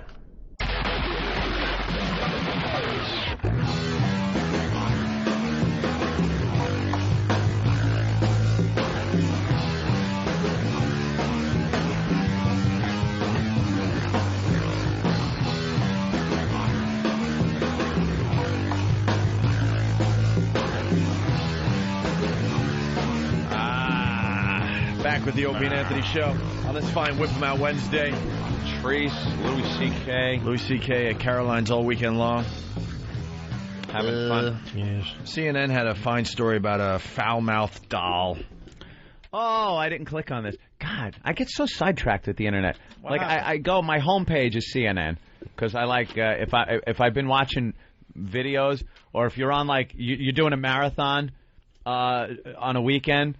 And you know they wouldn't break in for anything because it's like the shit channel. You ever see those channels that they keep playing Bewitched and like even on 9/11? Yeah, it doesn't matter. It's like buildings of people don't care. Fucking Bewitched marathon is on. That is so true. So, there's still somebody cooking some shrimp for you on TV. Yeah, on the Food Network. Add some salt. They have no resources for news gatherings, so they just keep running the fucking Food Network. Yeah. How to boil water. No, it's great. The fucking place is burning down. Man, you're onto something because, like, when the president speaks, I'll go through all the channels and count how many fucking channels had to cover are covering it. You know, you got the networks and the news channels obviously are covering it. But then you get amazed every once in a while, like, what, Sky-Fi? I'm at fucking like I always flip around when he's on too, just for the slight. Nick at Night. Nick or the Jeffersons are going to be on no matter what. Abso-fucking-lutely. You are guaranteed to see James. JJ made a painting and I was trying to sell it. Like fucking buildings are burning. Family, fucking Three's Company will be on Nickelodeon. Yep. Noggin. There was something that'll never. Noggin. None of the HBOs, none of that Showtime, or they'll never. What about a nuclear explosion in Manhattan? Absolutely not. Absolutely not. Those channels will still keep going. ESPN interrupted for the president dying for Gerald Ford. Yeah. And they interrupted for 9/11. They did? ESPN did? They interrupted, for Gerald Ford. For Ford dying? Absolutely. Ladies and gentlemen, this has to be the most tragic events we've ever seen. A nuclear device detonating in Manhattan. The loss of life, inconceivable at this point. Click. Come and knock on our door. We've been waiting for you. Nuclear explosion. Where the kisses are. What the fuck? You know, this comedian Adele Givers, she was doing a joke. Probably some other people did it, but I saw her do it. Talking about 9/11, and she was like, "What the fuck happened to the emergency broadcast system?" Like, yeah, just like, they're always testing it. But 9/11 was it. If that wasn't it, I don't know what the fuck. Pull the switch. Pull the fucking switch on that beep. You're right. This is the emergency broadcast system. Yeah. This is not a test. Had this been a real emergency. Didn't that used to horrify you, like growing up? Because it was Cold War and shit, so that meant there were nuclear missiles coming over, and they were fucking going to hit, and that was it. Yep. So, you know, boop, this is a test of the emergency broadcast system. We're testing it. Broadcasters in your local name, blah, blah, blah, blah. But this time, it was like nothing. Nope. I guess you really didn't need it if you're watching it happen. I guess Back then, you needed it because, you know. A storm was coming or something. You had 5 channels. Yeah, it would have been like, Night storm was we coming. interrupt Aaron Brown and Dan Rather to bring you some weird guy who has never broadcast. There seems to be a problem. Bad things are happening. I don't know exactly how to describe this. Would that be like being the anchor for the fucking emergency broadcast network? And after 9/11, he's like, couldn't I have had 5 fucking minutes? Planes hit the World Trade Center. Come on. And I still didn't get to punch in. Shit. Jesus. I love how I've been clearing my throat for 30 fucking years. I don't get to fucking go on now. Cocksuckers. Anyway, CNN. Yeah, I saw that story. And CNN, I keep it as my homepage just for that. Because a lot of times I'll be watching marathons or a bunch of videos. Now with box sets, you know, you're completely cut off. Yeah. There ain't a DVD isn't going to interrupt, that's for sure. No. So I like having the computer there. Just, you know, you pop it up and there's CNN, keep US safe. And I saw that story. And somehow, through 2 clicks, I went from that to watching German shit video. Wow. Like and I swear I wanted to watch 2 degrees of separation from CNN to German 2 shitting. clicks away. Wow. I don't even know how it happened. It was within 2 clicks. I think it was a link that took me somewhere, and then a pop-up came up. I said, "Oh fuck, I got to see that." I got to see that's how easy something. it is to get to. Yeah, I don't click on pop-ups. So what anymore, I use I gotta see this to keep me informed is also there for shitting in Hitler's mouth video. Yeah, German shit videos. Wow, Shitler. That's what they would have called it. Shitler's listen. Shitler. Good. Yeah. Fucking chicken. Oh, God. So what was the story? I didn't click on it. Well, let's get into it here.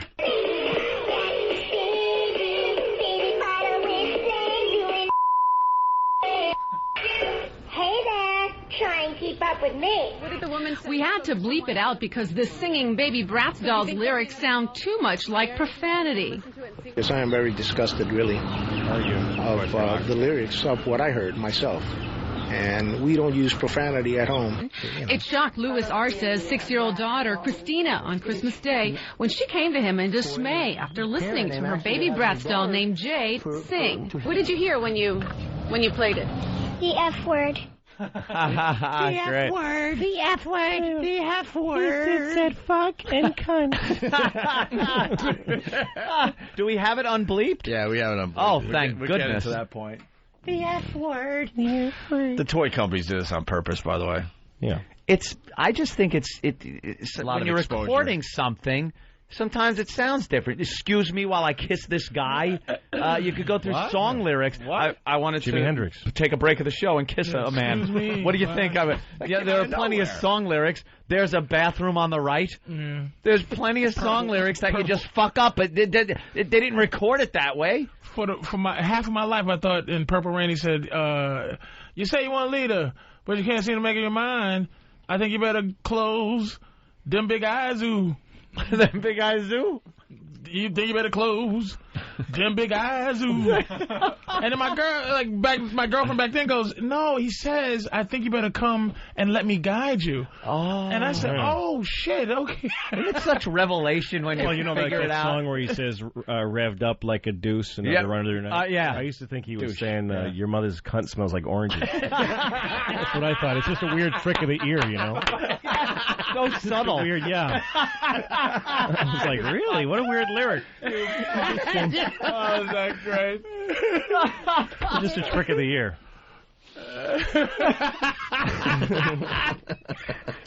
Who hasn't heard that? Yeah, of course. I'm with you on that. Christ. So today, the RCs took the doll back to the Kmart where it was purchased and played the song for the store's manager. We went along to see the manager's reaction. He said he heard it. It's the bad word that the doll said. The manager offered to take the doll back and said the manufacturer of the doll should be notified, possibly to initiate a recall. Archie said he called the manufacturer and someone there told him the doll's lyrics said something else. She said that it said so cute, but I'm telling her what my daughter told me. Oh, so cute. The F word. Yeah. When we called for comment, we were transferred to the PR department. We left a message, but everyone was out of the office until after the holidays. Puerto Rico. Mr. Arce says that he plans to hold on to this doll till after the first of the new year, when he can speak to the manufacturer of this doll. It's MGA Entertainment, and he says he plans to get to the bottom of it. Do you? Yeah. I'd love it if the doll company just said, so it says fuck. What's your fucking problem? Got a problem with They that? just did it. Yeah, we decided that we wanted our doll to say fuck. Kids like fuck, don't they? Like they just go, oh shit, really? That's a problem? We thought fuck was good for a kid's doll. Complete ignorance. Yeah, Wait, what? Oh, thank you for telling us because the next line of shitty Sammy dolls. My wife, I hate people that act outraged at this kind of shit, especially when it comes to kids, because there's just people who gives a shit. But my daughter, somebody gave her a makeup kit for a 4-year-old. It's pink little pink pouch with makeup in it, and it's stuff she can smear on her face and look like a young rape hooker. Right? Yeah, like all fucking looked like someone really did her in. Like she had a bad turning night. around and make her look like Jodie Foster from Taxi Driver. That's what she looks like. Oh, that is horrible. All smeared makeup. Yeah. But the nail polish, she opens it up. The whole house stinks. It's fucking toxic. It's lacquer nail polish. It's real nail polish. It's real nail polish. And there's no warnings. God. There's warnings on fucking adult nail polish. Yeah. It's not the apple juice made out of apple juice. The Play-Doh that you can eat. No, it's like fucking incredibly toxic. If she drank it, it would kill her. Benjamin Moore. Yes, that's what it is. Everything kids get turpentine. These days. Yeah, everything kids get these days has to be like dissolving. I don't know how they got away with this. How the fuck they got away with that? Are you still alive? I'm alive. No, our toys were ridiculous. And you're 15, 17 years older than I am. How are you still alive? They didn't give a fuck about kids when you were growing up. The most dangerous toy I ever had in my life, it was something called Incredible Edibles. It came with this metal mold of a bug. And you put this fucking chemical in it. I don't know what it was. It was not food. Wow. You put a chemical in and shoved it into this it plugged in this device that heated up like a nuclear reactor. You felt radiant heat coming from this thing. To melt the thing. And then they gave you tongs to reach in and pull this metal mold out. Jesus. That was, it was red hot. And then you had to set aside to cool. You pulled out this incredible edible bug and ate it. And it was like rubber. It was rubber. They didn't care. They didn't care back then. There wasn't a thing. Click clacks, which were the most dangerous. What did you do after you ran out of that stuff that you put in the mold? Oh, you melted your toy crayons. soldiers in them, and crayons or whatever else. Yeah. And there was also, I remember a friend of mine had this. I wasn't interested in it because I wasn't interested in like Civil War stuff. But he had Civil War characters he would make with molten lead. Jesus. It was a toy for kids. You melted lead and then poured them precariously into these little holes in top of these little figurine molds. But why are you still alive? Why are we still alive? Because we're not one of the people that were killed. Like that's the thing. People like, that's the simplest fucking answer, and it's 100% did die accurate. just because it's just so self-centered. I saw a comedian once who was supposed to be like a non-PC guy, and he's like, "Hey, with seatbelts and airbags, how many people here? We're all still alive. Yeah, but lots of people died. They're not here to raise their hands and enjoy your shitty jokes, you fucking hack. But that doesn't mean that shit ain't dangerous. But what's the difference between now and we all flew? The difference is that less people die of those causes because somebody's looking I after don't believe them. less people die. I mean, he made a good point. I'm saying now it's got to be less a reason white people why die. we Don't get- you why we understand? get Less white people White die. people die. You There got is still different rules over there. There is still minority children. Molten Those companies are still selling those toys in Bangkok and shit. They just don't sell them here. They Of don't course, sell them They here. still make the whatever that thing was called, the fucking incredible edibles, but they sell it in Brazil and other brown people Along places. with these paint chip You guys want playset. to Let's hear the doll. This is what happened. This is what you get to All right, hear. let's hear. Hey there, show me what you got.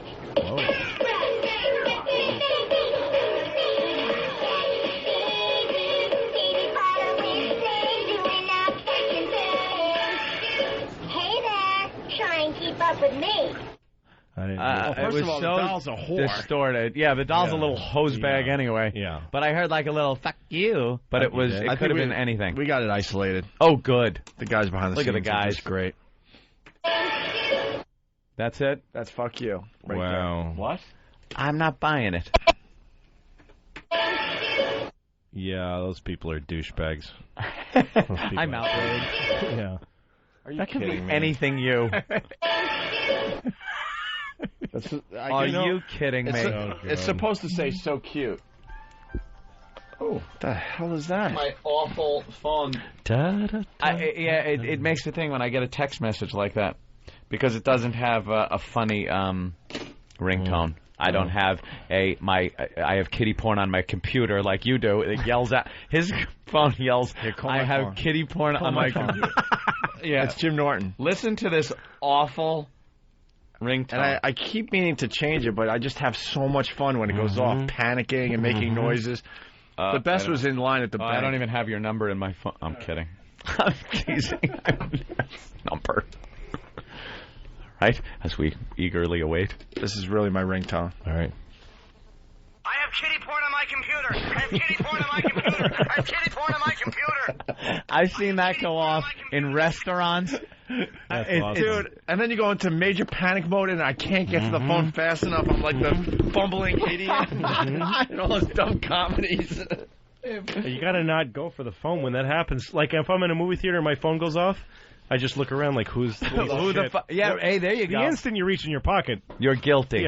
Yeah. You can't Nobody really has- tell. No. Because look at what happens. If a phone rings in here, a lot of people, if they have the same ringtone, everyone's grabbing. Yeah. So you don't actually know. There's something weird about a cell phone ring. You can't quite place where it is. You ever lose it and then have somebody call it, and you walk around the house like, I hear it, but I don't. Am I close to it? Is it under me or 3 rooms away? You know what? Every time I'm checking, if I want to check my voicemail on my cell phone from a landline, I'm holding my cell phone in my right hand. I'm calling it with my left hand. I know I'm doing this.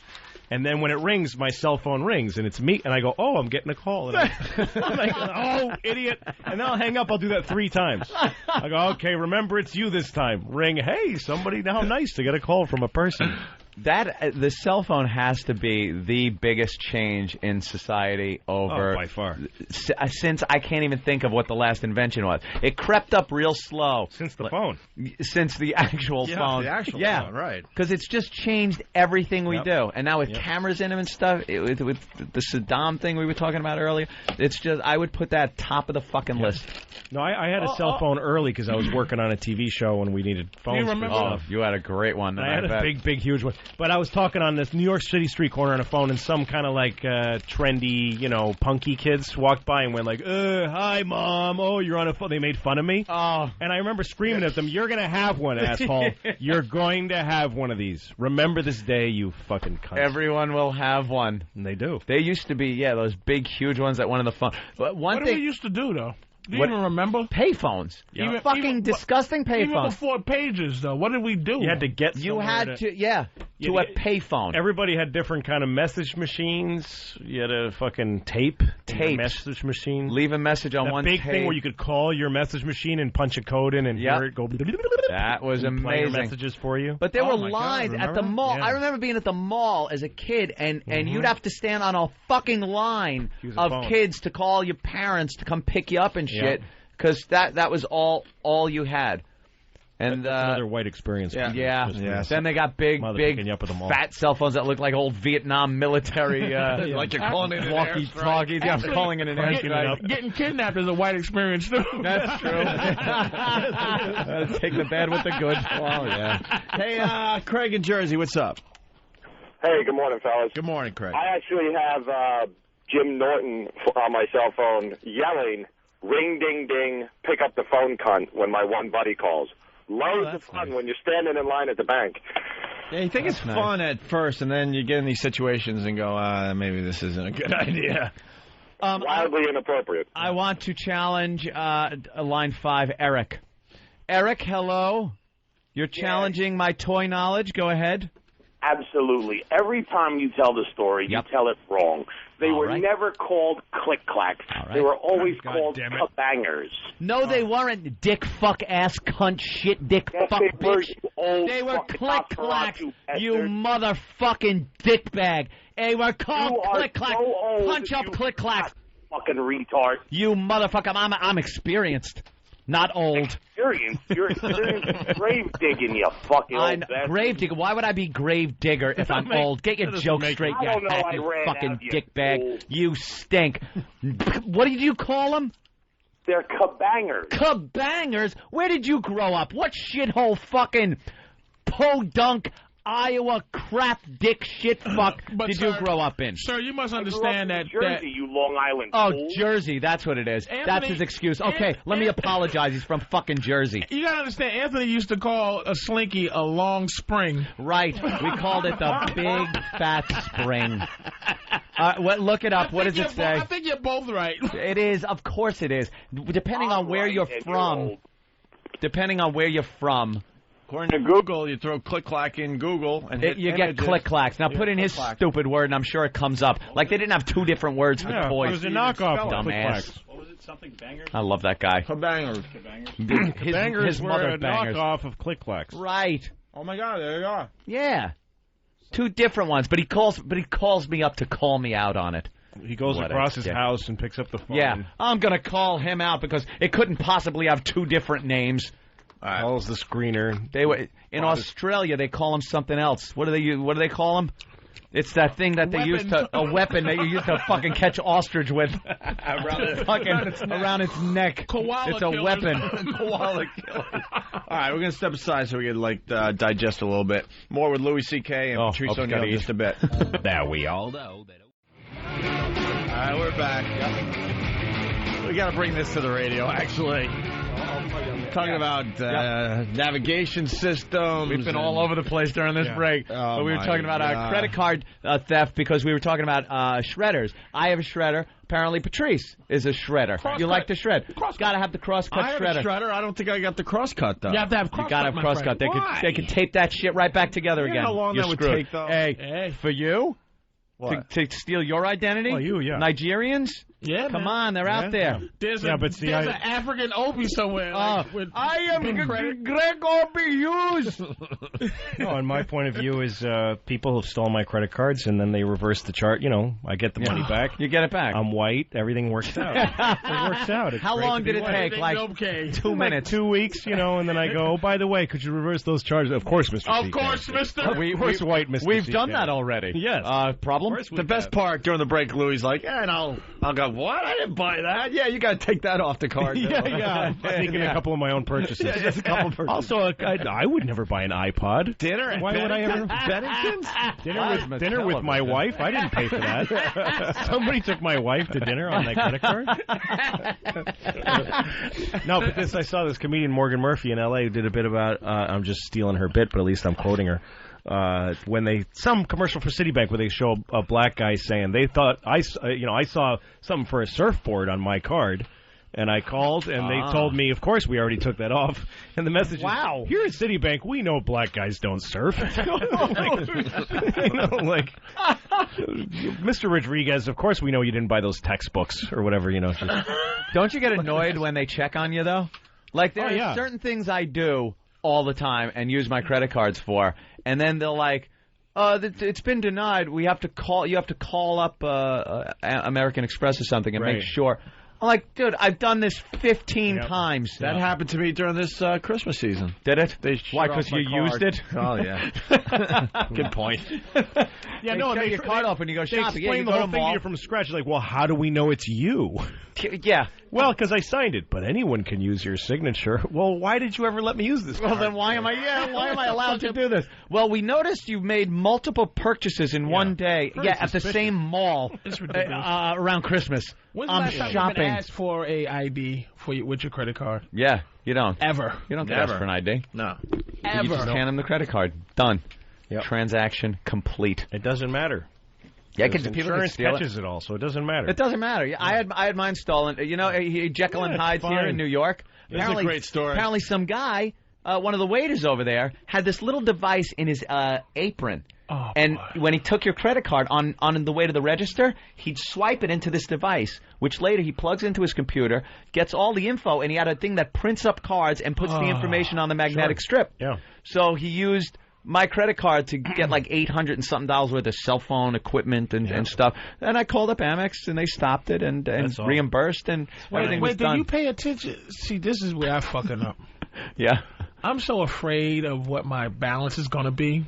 You open it up and kind of shut your eyes. I don't even look. I don't fucking call my balance. So it's like I don't know if somebody. You don't look at your charges? The thing too. Yeah, I'm saying I don't look at my I'm charges. afraid to hear it go down. You know, I don't have enough where every time I spend, I know I'm spending. So it's like I'm afraid that it's going down. So I don't check it a lot. Yeah. So somebody could steal my shit and for a minute. You know. See, and I check it now. I didn't used to. I would just look at the balance until I realized I was paying for AOL for 4 years every month, and I hadn't used it in 4 years. I just hadn't used it. It was like riding around on a bicycle with training wheels still on. I just never, like AOL was your first foray into the internet kind of thing, but once you were done with it, you pay bills over the internet? Yeah.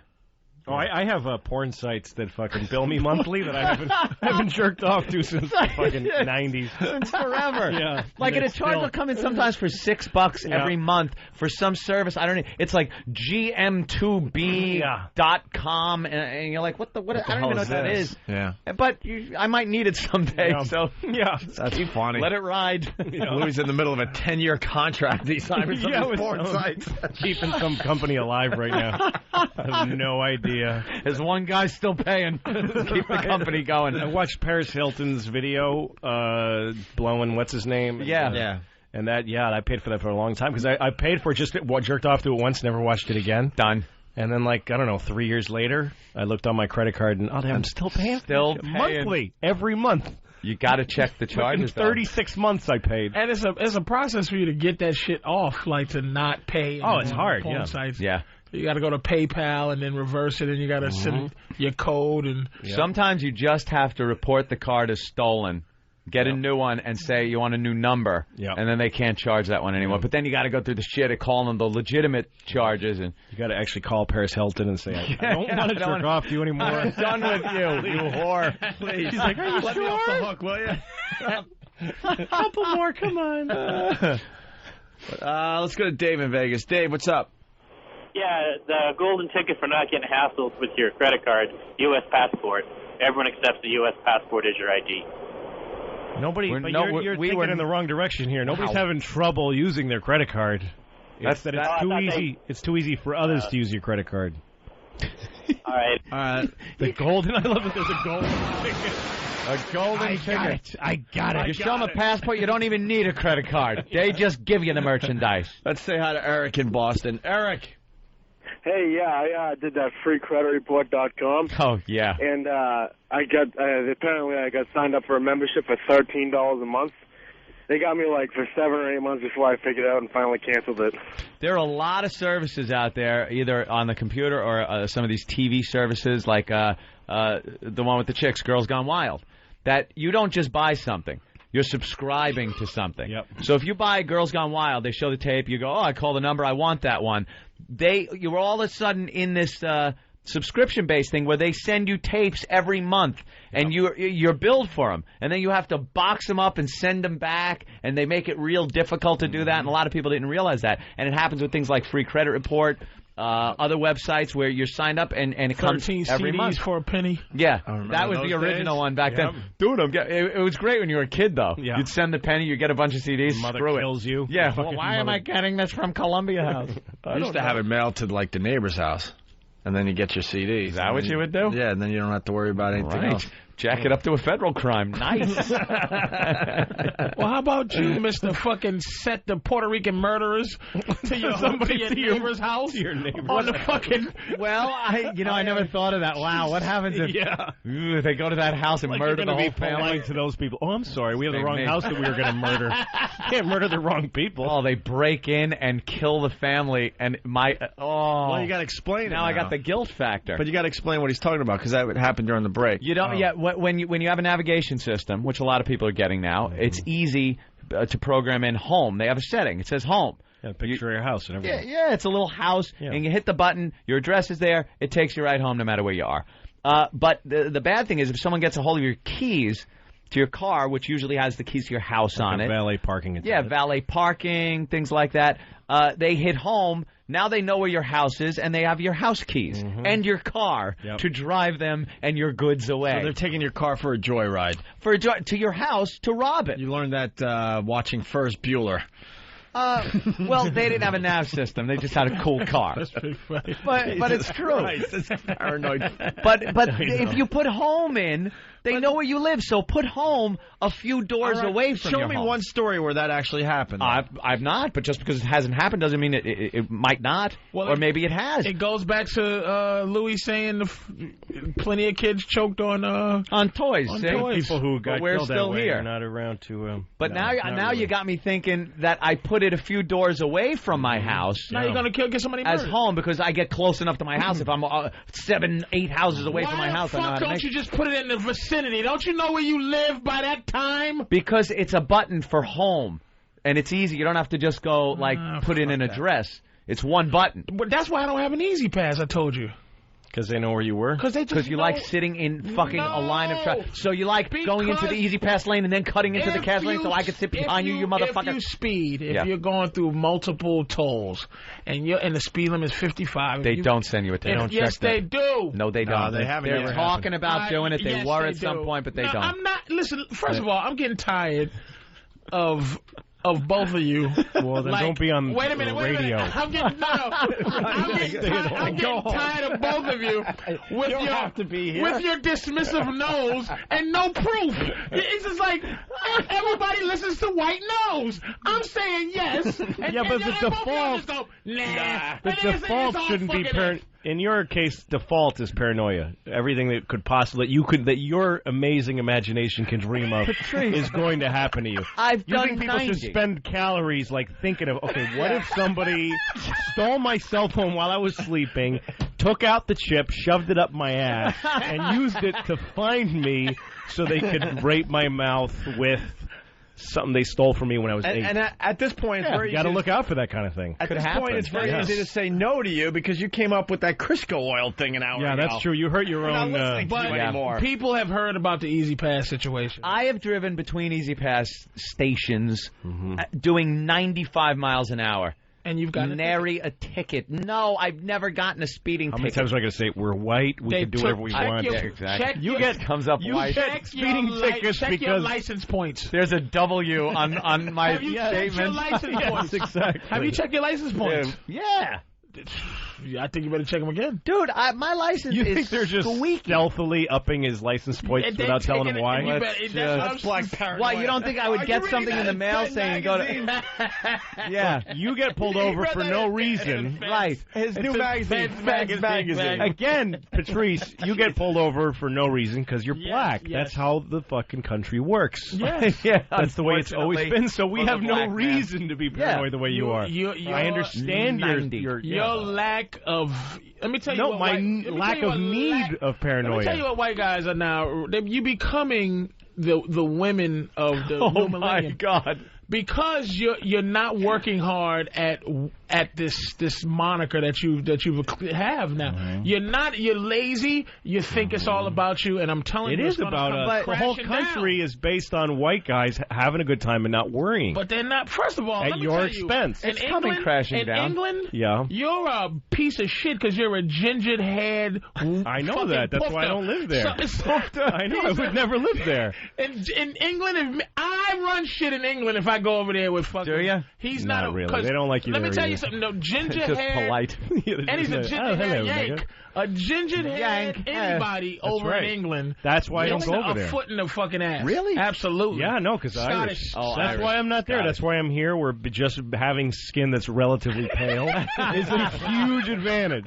A huge advantage. And you know what? To the point where it's criminal how great my life is. It's a global crime how good my life is compared to yours. You have a slight niggery texture to your hair, too. I know. It's a little niggery. It has a niggery texture. Well, I'm half Mexican. I'm half Mexican. And that's how great it is. Wow. I'm half Mexican and still I get all the white guys. Completely white. All the white guys are 100% Mexican. My dad is Mexican. 100% Mexican. Wow. Well, no, his dad is Hungarian, but my whole family lives in Mexico on my dad's side. He's not a citizen here. My dad's a Mexican citizen. Holy shit. I didn't speak English when I was 7, 8 years old. I came here and didn't speak English. Spoke Spanish. Now this is why wasn't this on the bio we got for you from Roland? Why did Roland send us a Louis C.K. bio, by the way? Louis' career back at least 6 years. You better be careful. Whoa. It doesn't matter. I look white. It doesn't matter. I thought he was a Mick. I'm going to go see him on the stage. Hey, I'm a beaner. Come on, hey. I am way more Mexican than Carlos Mencia. Yeah, apparently so. He's never lived over there. I lived in Mexico City. You lived from when I was 1 till I was about 7 or 8. Holy shit. Wow. And that's where my grandmother is. You go down there still? All my uncles. Yeah. My whole dad's side of the family is over there. So we go there, about once a year. My sister. That is like Patrice telling me he's a fucking Kennedy. I swear to God, it just... looking at you, it makes no sense. Yeah. Well, Mexico is made up of... is for spick. He took the SPI out of his fucking face. That's right. That's right. Sneaky motherfucker. I know. It's Luis Spick. It's Luis. That's what my dad's name is, Luis, with Luis. That's his name.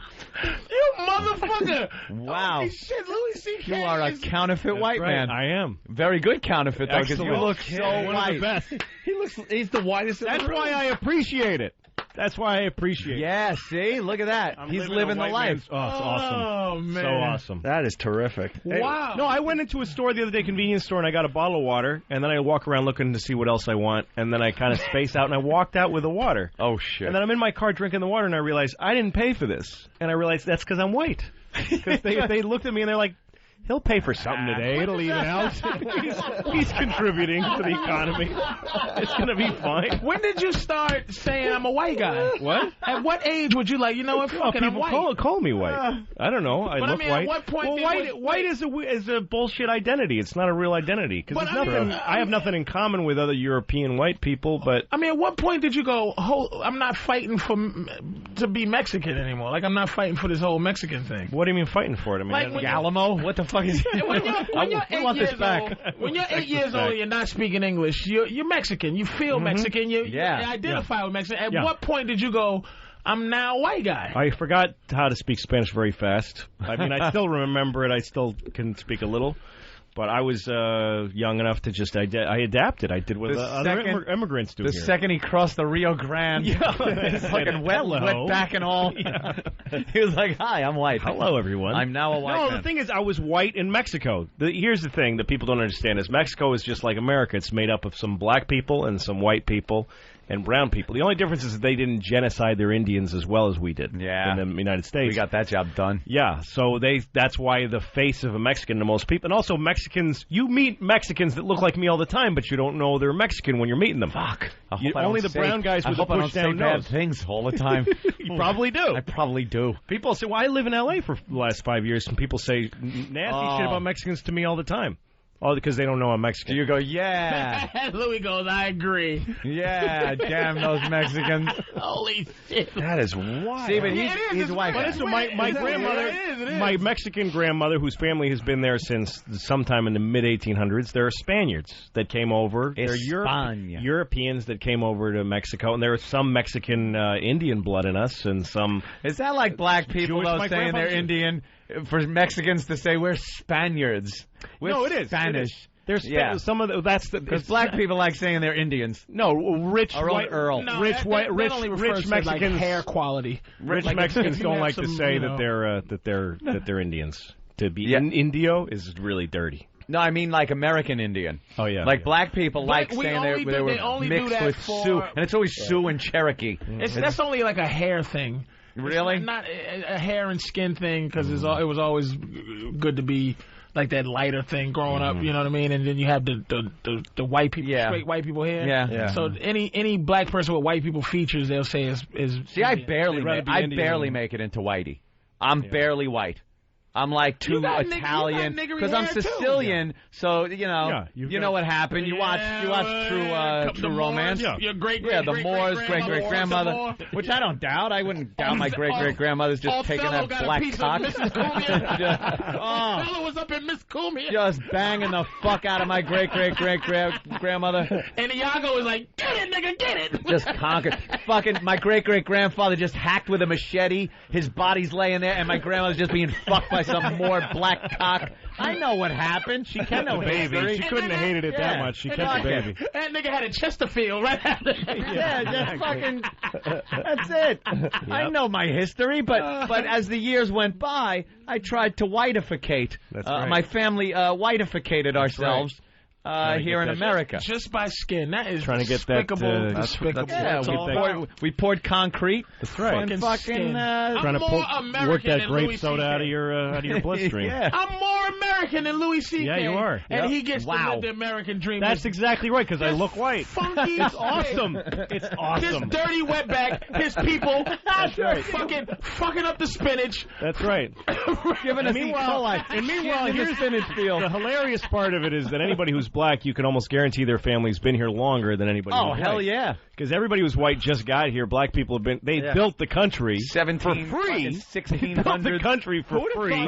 And now they get fucked. Why do they do this to us? Who would have thought that you're black? Radio show? Louis selling me on reparations. Yeah. I want to give you some fucking money. And it takes my thing a is white Mexican man to make you motherfuckers see that's what you did to us. Guilty. But my thing though is that if the show would have got to this point where we're calling him a dirty Mexican. I know. Louis C.K.'s a dirty Mexican. I know. And I want to give the blacks reparations. But here's the way I feel. If we're going to give blacks reparations, they should have to be slaves again. Like, if we're going to pay, basically we're paying them for the slavery. Right. Then they should accept the slavery. Is CK an offset? Is CK an offset of some... It's Hungarian. My grandfather, this gets even worse. Wow. My Hungarian grandfather was Jewish, and he left Hungary because they were killing the Jews. Yeah. And he couldn't come to the United States because there was too many Jews going. They weren't letting him. They turned boats away. So he went to Mexico, and he met my Catholic Mexican grandmother, and that's the family I came from. A Jew and a Catholic Mexican. And he didn't tell her he was Jewish because he was so in love with her. CK is Mexican just the first two letters of your whole last It's pronounced CK, but it's spelled much longer. Wow. Here's some interesting news about the Jew thing. I do know where the term kike came from, by the way. Derogatory term for Jewish people? Where'd that come from? I do know where that came from. Where? It is when people used to come over on the, in the ships on Ellis Island, a lot of people couldn't write English. So they used to make their mark, and the Jew's mark was a circle. And the circle is called kikel. So that's what they were just shortening it to kike. The guys coming in and say, "Here's another kike." Once they seen the circle. You know where Nigger came from originally? There was some black guy being a nigger, so they called him a nigger. Jesus. He was being a real nigger, and somebody said, "What a nigger," and that's where it started. It just was nigger was a feeling. Yeah. He just like this. Look at him. Just Yeah, it wasn't some wordplay. Just blurting out a sound and it came out like that. Just the guy was being such a nigger that it fucking made someone say the word. Oh my God, man! That's awful. Well, we're learning about derogatory terms and where they came from. That's right. Wow. It's history. It's a really good history lesson. I never knew that. Let's say hi to Jesse. Jesse, what's up? Jesse, go. Yeah, Hey, what's Jesse. up, boys? Hey, Opie, I wonder if you think you're related to Patrice, since your aunt All the Way May was known to play around with the Negro. That's true. All the Way May, who was All right, in boys, League of Their Own, played by Madonna, is actually Opie's great aunt. Really? The real woman that was All the Way May. That's All the Way May, So we yeah. just talk about how much black Negro League God. she was taking. Oh my God, that would Negro League. That would be a great porno, by the way. The Negro Leagues and the Ladies League.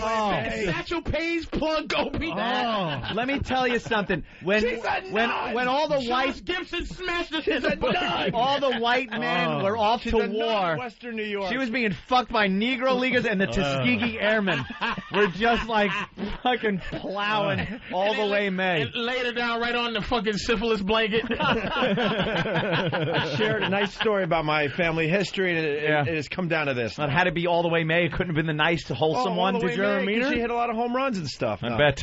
That's great, man. That's I don't think so. awesome. Maybe I did. I don't know. Yeah. She's a nun in I Western can't New believe York. Louis She had C.K. they fucked her right into the nunnery. Goddamn wetback. I can't believe this, man. That is something. I have a Mexican passport somewhere. God damn. And that, like, unless you tell people that, and you really got to explain it like you did. Yeah, no, it's... You can't just say, yeah, I'm Mexican. They'd be like, yeah, okay, right. 1/1000th of a Mexican from 20,000 years ago. People expect you to look a certain This guy's been on hold for like 20 minutes. Good for him. We'll clean up something here. Ed in Jersey, go. Hey, Patrice, I'm a cop in Jersey. You cannot get a speeding ticket for Easy Pass because it's a moving violation, and that has to be assessed to a driver for the points, and not just the vehicle itself. That's why you don't get points when they take the snapshot. They don't put points on your license when you get a snapshot for going through red light. What about the red light situation? No points, just fine. What? That's no but point, you still could get a ticket for the fucking. Somebody could take your Easy Pass. Somebody could take your Easy Pass and speed with it. That's why they can't do that. Wait, we got a parking ticket. A parking ticket, you get the actual vehicle gets the ticket, and which is the registered owner. But in the situation of a moving violation, those points, it's a moving violation, so that the driver has to be identified. That's why they have to be stopped. Because anybody can be driving your vehicle. They can't just assess. I'm telling you, points, Patrice, it's you. The reason you're getting speeding tickets in the mail is because you're black, and they got tired of pulling you over. You know how cops used to pull you over all the time? Well, now they just send you the ticket in the mail, and you pay, and you don't have to do the whole bullshit. Did you buy this car yourself? Boy, all that you stuff. too, very soon, hombre. Right. I'm a very hard to track Mexican, so I don't get that kind of shit from people. It's a redhead Mexican. Yep. Wow. That's fucked Mexican up. with some Jew in him. With a little Jew, man, to really throw you off. Wow. Yeah, Jewish, Mexican, Irish, English. Something. I would have you pegged as fucking Blarney Stone kissing Irishman. Yeah, my mother's very white. My mother's white genes were very On strong. the Aryan list, he's hated more than I am. That's right. Two of you, two parts of you. You would fuck it. If you went to prison, there would be the essays, and they would fuck you up. You would have to go with the swastika guys with the totally. tattoos. Oh, I would. Yeah, Those you would guys, have to. There's more of them. Yeah. Shit, yeah. That's Who's going to take a stand in prison? Oh. You shouldn't be racist. Yeah, stop it. William Forsythe in American Me. Remember that movie? Oh, no, shit. With Edward James Olmos. Remember that movie? Yeah. Oh, Damn, God. no. Yeah, exactly like him. I was just thinking American History X. You don't want that happening. Wow, Louis, that's fucking amazing. I'm really like is. a different dude sitting next to me now. He's a melting pot among I need Nick himself. DiPaolo to say he's from fucking Nigeria. He's blacker than anybody I know, that guy. Nick. Fucking dark. And he resents the shit out of it. Yeah. All right, we'll take a break. We'll finish the show after this. Now, we all know that Opie and Anthony Wow stickers are your tickets to seeing some beautiful bosoms. Well, yeah. Did you know that Wow stickers have many other uses? I remove unwanted bottom hair with Wow stickers.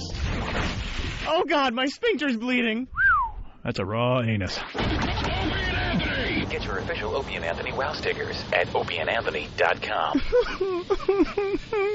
Oh, God, my poopy hurts. Don't be such a girl, Travis. It's the Opie and Anthony Show. Louis C.K. in studio playing Carolines all weekend long here in New York City. Always have a good time when Louis shows up. And it looks like a bunch of us will be going to see Louis C.K. this weekend. Patrice ONeal also in studio today. We were talking about dangerous toys, and I guess there was a list that came out, what was it, Radar Online did the top 10 worst toys of all time. I don't know, I got to page 3, page 2 actually, the second one, and this only came in second?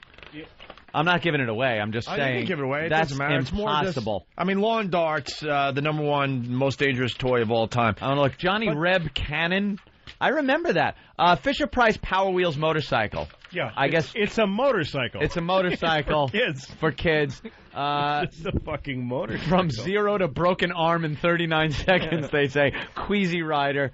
A little kid, no training wheels or anything. No, he's riding a fucking motorcycle. Here, have a motorcycle. He's riding a motorcycle. A mini motorcycle. Awesome. That came out in 2000, by the way. They recalled 218,000 of them. In 1978, Battlestar Galactica missile launcher. It's like a Cylon with these choking hazard projectiles. Very big with the projectile launcher when I was a kid. Yeah.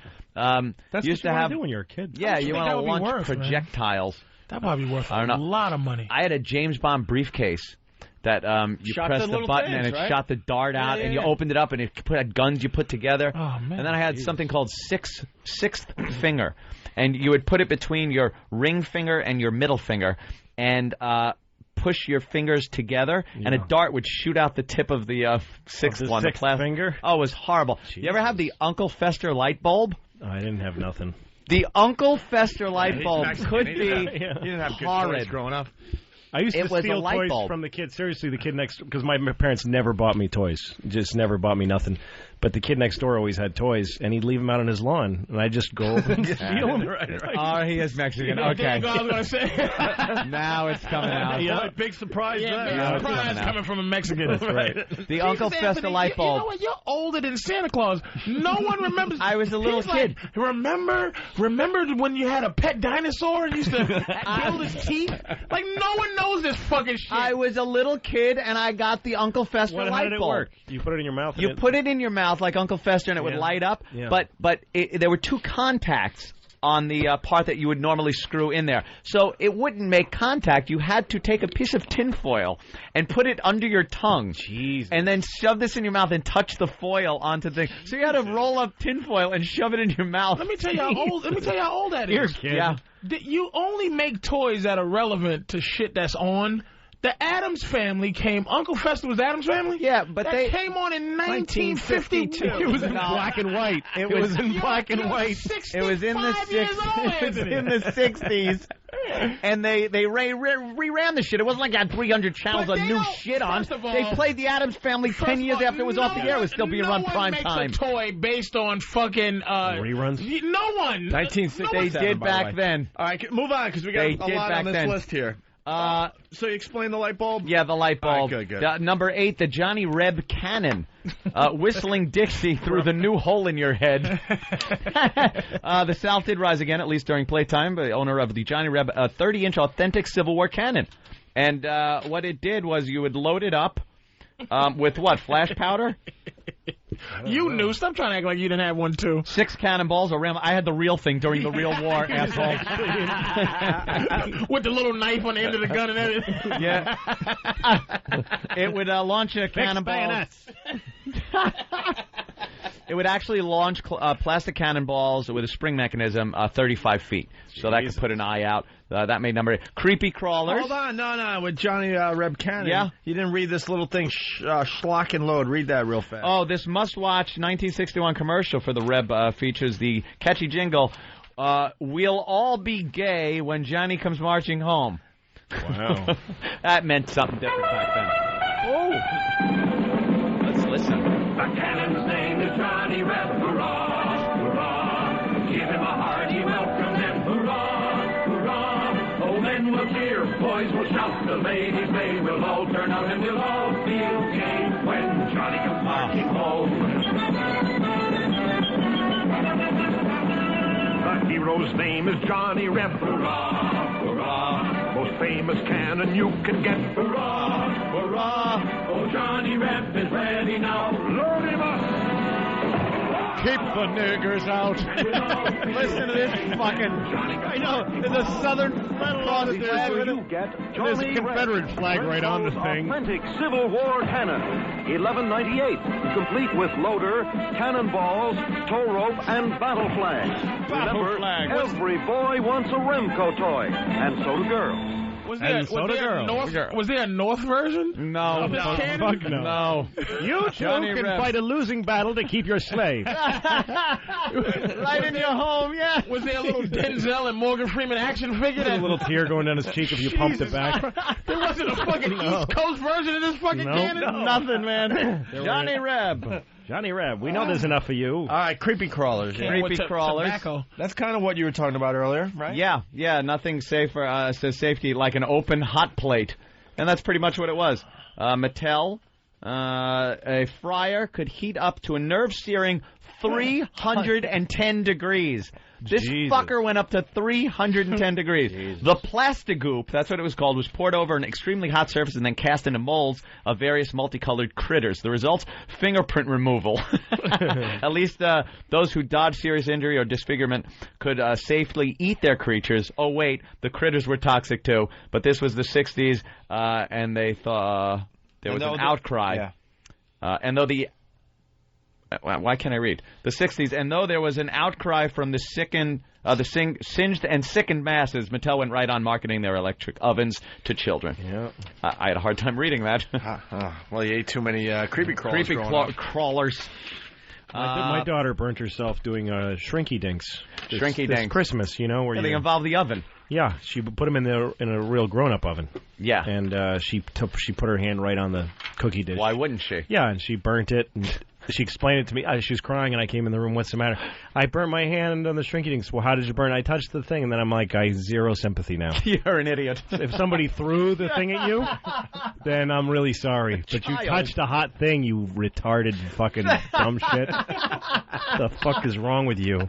Why am I dealing with this? Number 6, Bat Masterson's Derringer belt gun. Let's see. Some kids had belt buckles, others had cap guns. Only the lucky ones had Bat Masterson's Derringer belt gun. A 2-in-1 combo took care of all your pants-securing needs with the option every 10-year-old dreams of, the ability to shoot caps at groin level. What would happen? When you stuck out your stomach, putting pressure on the buckle, a small gun would pop out and fire a cap. A gut-busting meal in that case could lead to serious friendly fire mishap. Hell, this keeps the uncle away at least. Jesus. Caps could be... There you go. Oh, Jesus. But you got to turn them on and make it work. Right? You got to leave your pelvis. You got to put your pelvis on. To keep them away. Turn them on a little bit. That's awful, though. The kid goes to play with this. The uncle takes him in the room. It sounds like Chinese New Year in there. Johnny, leave him alone. Jesus Christ. Stop fucking my kid. Apparently, the caps can be ignited by friction and cause serious burns, is what was happening. Serious little abdominal burns on little children. Sky Dancer. I kind of remember this. I think my sister had one of these. What? No, this is something newer. You're not that much older than me. How do you remember this shit? No, this was 1994. This was like a Barbie-type thing. She had wings, and it spun at high velocity, and these little helicopter wings on the tips of her hands would stick out. 10 safety dancer, but 10-foot foam wings. How big was this fucking thing? 150 children fell prey to Sky Dancer helicopter blade arms. And erratic, oh Jesus, it's chasing me flying pattern. I guess you'd pull it and it would fly. Injuries included scratched corneas, temporary blindness, mild concussions, broken ribs, teeth, and facial lacerations. Nearly 9 million Sky Dancers were recalled. Just the bad dreams from this thing. It's so bizarre. Yeah. It's spinning around, chasing you around the house. Nick DiPaolo's calling me. Oh, there he is. What's that nigger one? What are you doing? Disguised himself as an Italian. I'm on it. Yeah, right now. Yeah, look at the ethnics talking.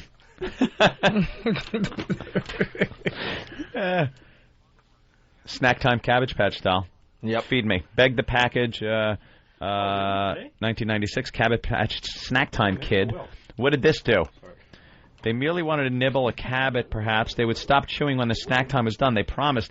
Then they chomped your child's finger off. Oh, okay. It was a motorized mouth that sensed neither pleasure nor pain. It chewed for chewing's sake, with no mechanism to turn off the munching should trouble arise. It was only a matter of time before some cherub's long blonde hair got caught in the doll's rabid jaws. After 35 fingers and ponytails fell victim, the Snack Time Kids were removed from retail shelves forever. Wow. So it would just keep chewing and eating, whether it was hair or fingers or anything. Number 3, mini hammock from Easy Sales. One false move on the mini hammock and leisure time turns seizure. Mini hammocks seemed innocuous enough. No projectiles, no lead paint, no sharp edges, no explicit danger, except sloth. But between the years of 84 and 95, the item, also named Hang 10, managed to hang 12. Holy shit. Wow. Reported in August 96, the product had resulted in the fatal and near-fatal asphyxiation of dozens of children, kids aged 5 to 17, and recalled 3 million of them. Among the banned Easy products were Hangouts Baby Hammock, or Baby's First Death Cocoon. The culprit was a missing set of spreader bars. You usually get on hammocks. Supports meant to keep the hammock open when it was at ease. Unfortunately, children seeking to spend an afternoon like Gilligan became entangled in the net and strangled to death. That's what happens when you spend $4 on a hammock. Your kid's 17 and they die in a hammock, though. That kid's a fucking jerk. Yeah, no kidding. 5, you don't let a 5-year-old be in a hammock. No. Himself. Now, what is this? Some of these things, though, are opportunities. Like when my daughter burnt herself, I told her, I explained pain to her. Now she knows. I said, see, your fingers would have been you took them away from the thing when they got burnt. If there hadn't been pain hurting you would have just let it sit there and get burnt and fried. She learned. Yeah. Now she understood. She stopped crying. That's the only way they do learn. Yeah. And the ones that die, pain is good. The ones that don't, you learn. Yeah. Number 1 was, like you said, lawn darts. Which we all remember these. Yeah. You would throw them at each other. They would fly very high into the air and come down at high velocity. You knew not where. Skull and stuff, whatever. For we all know that one. But go to 2. I don't think that's number 1. Number 2. I've never heard of this one. This goes back to I don't remember this either, Patrice. You absolutely do. I have no recollection. Tell you why. You bought it the day you did that drill that you hide under the tables hide from the Russians. I used to have to hide from the Russians under the desk. You're 96. You never had to hide from the Russian missiles? Motherfucker. Duck and cover? Under a school desk? I was 10 when they knocked the wall down. Were you? Shit. Oh, motherfucking Jesus Christ. I remember when I was in, 7th grade. No, it was 6th grade, 5th grade, things like that. When I was in elementary school, we used to have to hide under the desk. There'd be like an alarm would go off. It wasn't a fire alarm. It was a. First of all, and you used to have to get under the desk. Anthony, that will protect you. Stop looking around the room for people who are I stopped. Agreeing. With How old are you, Patrice? I think you're younger 37. than Oh, okay, you're younger than me. A couple of years. Well, go into this no one relates energy to you, lab, old man. And that. Go ahead, keep reading, Adam. Okay. Well, this thing is amazing. This came out in 1951. This is called Adamant. Adamant. You're Adamant. Gilbert U-238 Atomic Energy Lab. Fission Buddy, Fallout Shelter not included. Honey, why is your face glowing? In 1951, A.C. Gilbert introduced his U-28 Atomic Energy Lab, a radioactive learning set. We can only assume was fun for the whole math club. Gilbert, who American Memorabilia claims was often compared to Walt Disney for his creative genius, had a dream that nuclear power could capture the imagination of children everywhere. For a mere $49.50, pretty expensive. How is this not number 1, by the way? It's a lot for a toy now. 1951.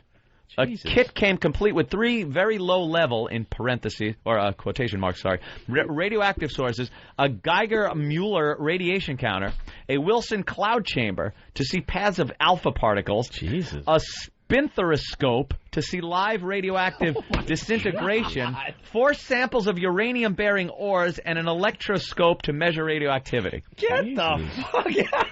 But this is, you know what? This is retrospect though. This is dealing with radiation. Yeah. The reason I think it's not number one. The only reason not number one because it's not official. It's not officially killing kids. It's possibly killing kids. Well, yeah. And the first one, you throw it up and the darts were landing on top of your head, killing you. True. Which is, you know. Well, this sounds pretty dangerous, but they probably didn't know back then. Kids do the darndest things, but not apparently nuclear physics. The toy was only sold for 1 year. It's unclear what effects the uranium-bearing ores might have had on those lucky few kids that received the set, but exposure to the same isotope, U-238, has been linked to Gulf War syndrome, cancer, leukemia, lymphoma, among other serious ailments. Even more uncertain is the long-term impact being raised by the kind of nerds who would give their kid an atomic energy lab. The thing is, how fun was this toy? Let's. I can't wait to watch live radioactive disintegration. That sounds awesome. Disintegration. And all the unsold ones at the bottom of the Hudson. Oh yeah, where'd they put those? Yeah. There were a bunch of women that wound up dying from leukemia because they used to paint the little glowing numbers on the watch faces. Remember when watch faces would glow in the dark? I think they still do. That was in a Kurt Vonnegut novel. It was. Was that real though? Because I remember reading it in the Kurt Vonnegut novel. They would put it in, and to keep the little brush tip, they'd lick it. They'd lick it. Yeah. And that was apparently real. Yeah. Go to Snopes.com. That was a good. It was a special. Let's get the hell out of here. We got some lines of the day, and then we. Shit! Look at the time. Is it already? It flies by when we have fun. Line of the day sponsored by BowDogFight.com. Ooh. Kashi 7-whole grain honey puffs will be one of the 10 most dangerous cereals in about 10 years. I'm sure. Yeah, eating that. Remember when people used to eat that shit and then they found out it fucking blew up your liver? Here's the first runner-up line of the day. Looking at you, it makes no sense. Yeah. So Mexico is made up of... is for spick. He took the SPI out of his fucking bag. That's right. That's right. Sneaky motherfucker. I know. It's Louis Spick. Yeah, there you go. Patrice with one of the runner-up lines of the day. We have one more runner-up line of the day, sponsored by BowDogFight.com.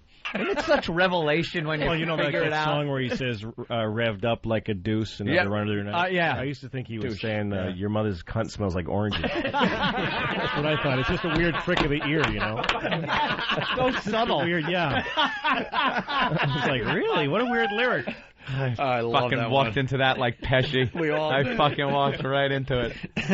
Blindsided. Very good. And finally, here is today's line. We all know what it is. Of course we do. Play it. Here's today's line of the day. Here, Jimmy makes an appearance. Line of the day. Line of the day.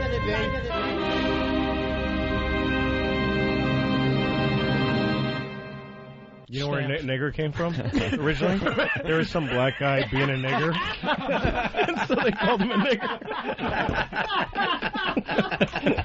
He was being a real nigger, and somebody said, "What a nigger!" And that's where it started. It just was nigger was a feeling.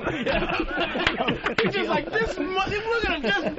It wasn't some wordplay. Just blurting out a sound, and it came out like that. Just the guy was being such a nigger that it fucking made someone say the word. That's fucked up. That's just how he felt when he said it. How great is that? Oh, man. Wow. With that, we have to thank Louis C.K. for coming in today. Absolutely. Thanks, you gave us a nice bump. Patrice, you gave us a nice bump. Absolutely love having Patrice in. We have great conversations in the studio. And then we leave, and we don't fucking say a word to each other. Like it's so uncomfortable. Roaches when the lights come on. It's like... we either walk to the garage or downstairs or something like that, and it's just, hey. Well, that was get my fucking truck, please. I don't want to talk to you. I think if we hung out though one night, I think we'd have a good time. We would get along because we just the same kind of motherfucker. We would sit there and just watch something else. Yeah, and just comment on it. But we would try it too hard at first. Yeah, it might be awkward at first. I think I would just have to go to one of your gigs and, I don't know, I'm hang very out. much like you. I'm very fucking hello, and I'm very lack of small talkish. Yeah. All right, listen, let's get out of here. Louis C.K. is going to be at Caroline's all weekend long. You'll be there? That's right. I'm definitely HBO Louis C.K. Shameless on the 13th of January. Yep, looks great. Thanks, man. What I've seen on HBO so far looks great. Thanks. All right, and Caroline's is 212-757-4100 for tickets to see Louis C.K. With that, see you tomorrow. Gotta run. Boobs always bring the...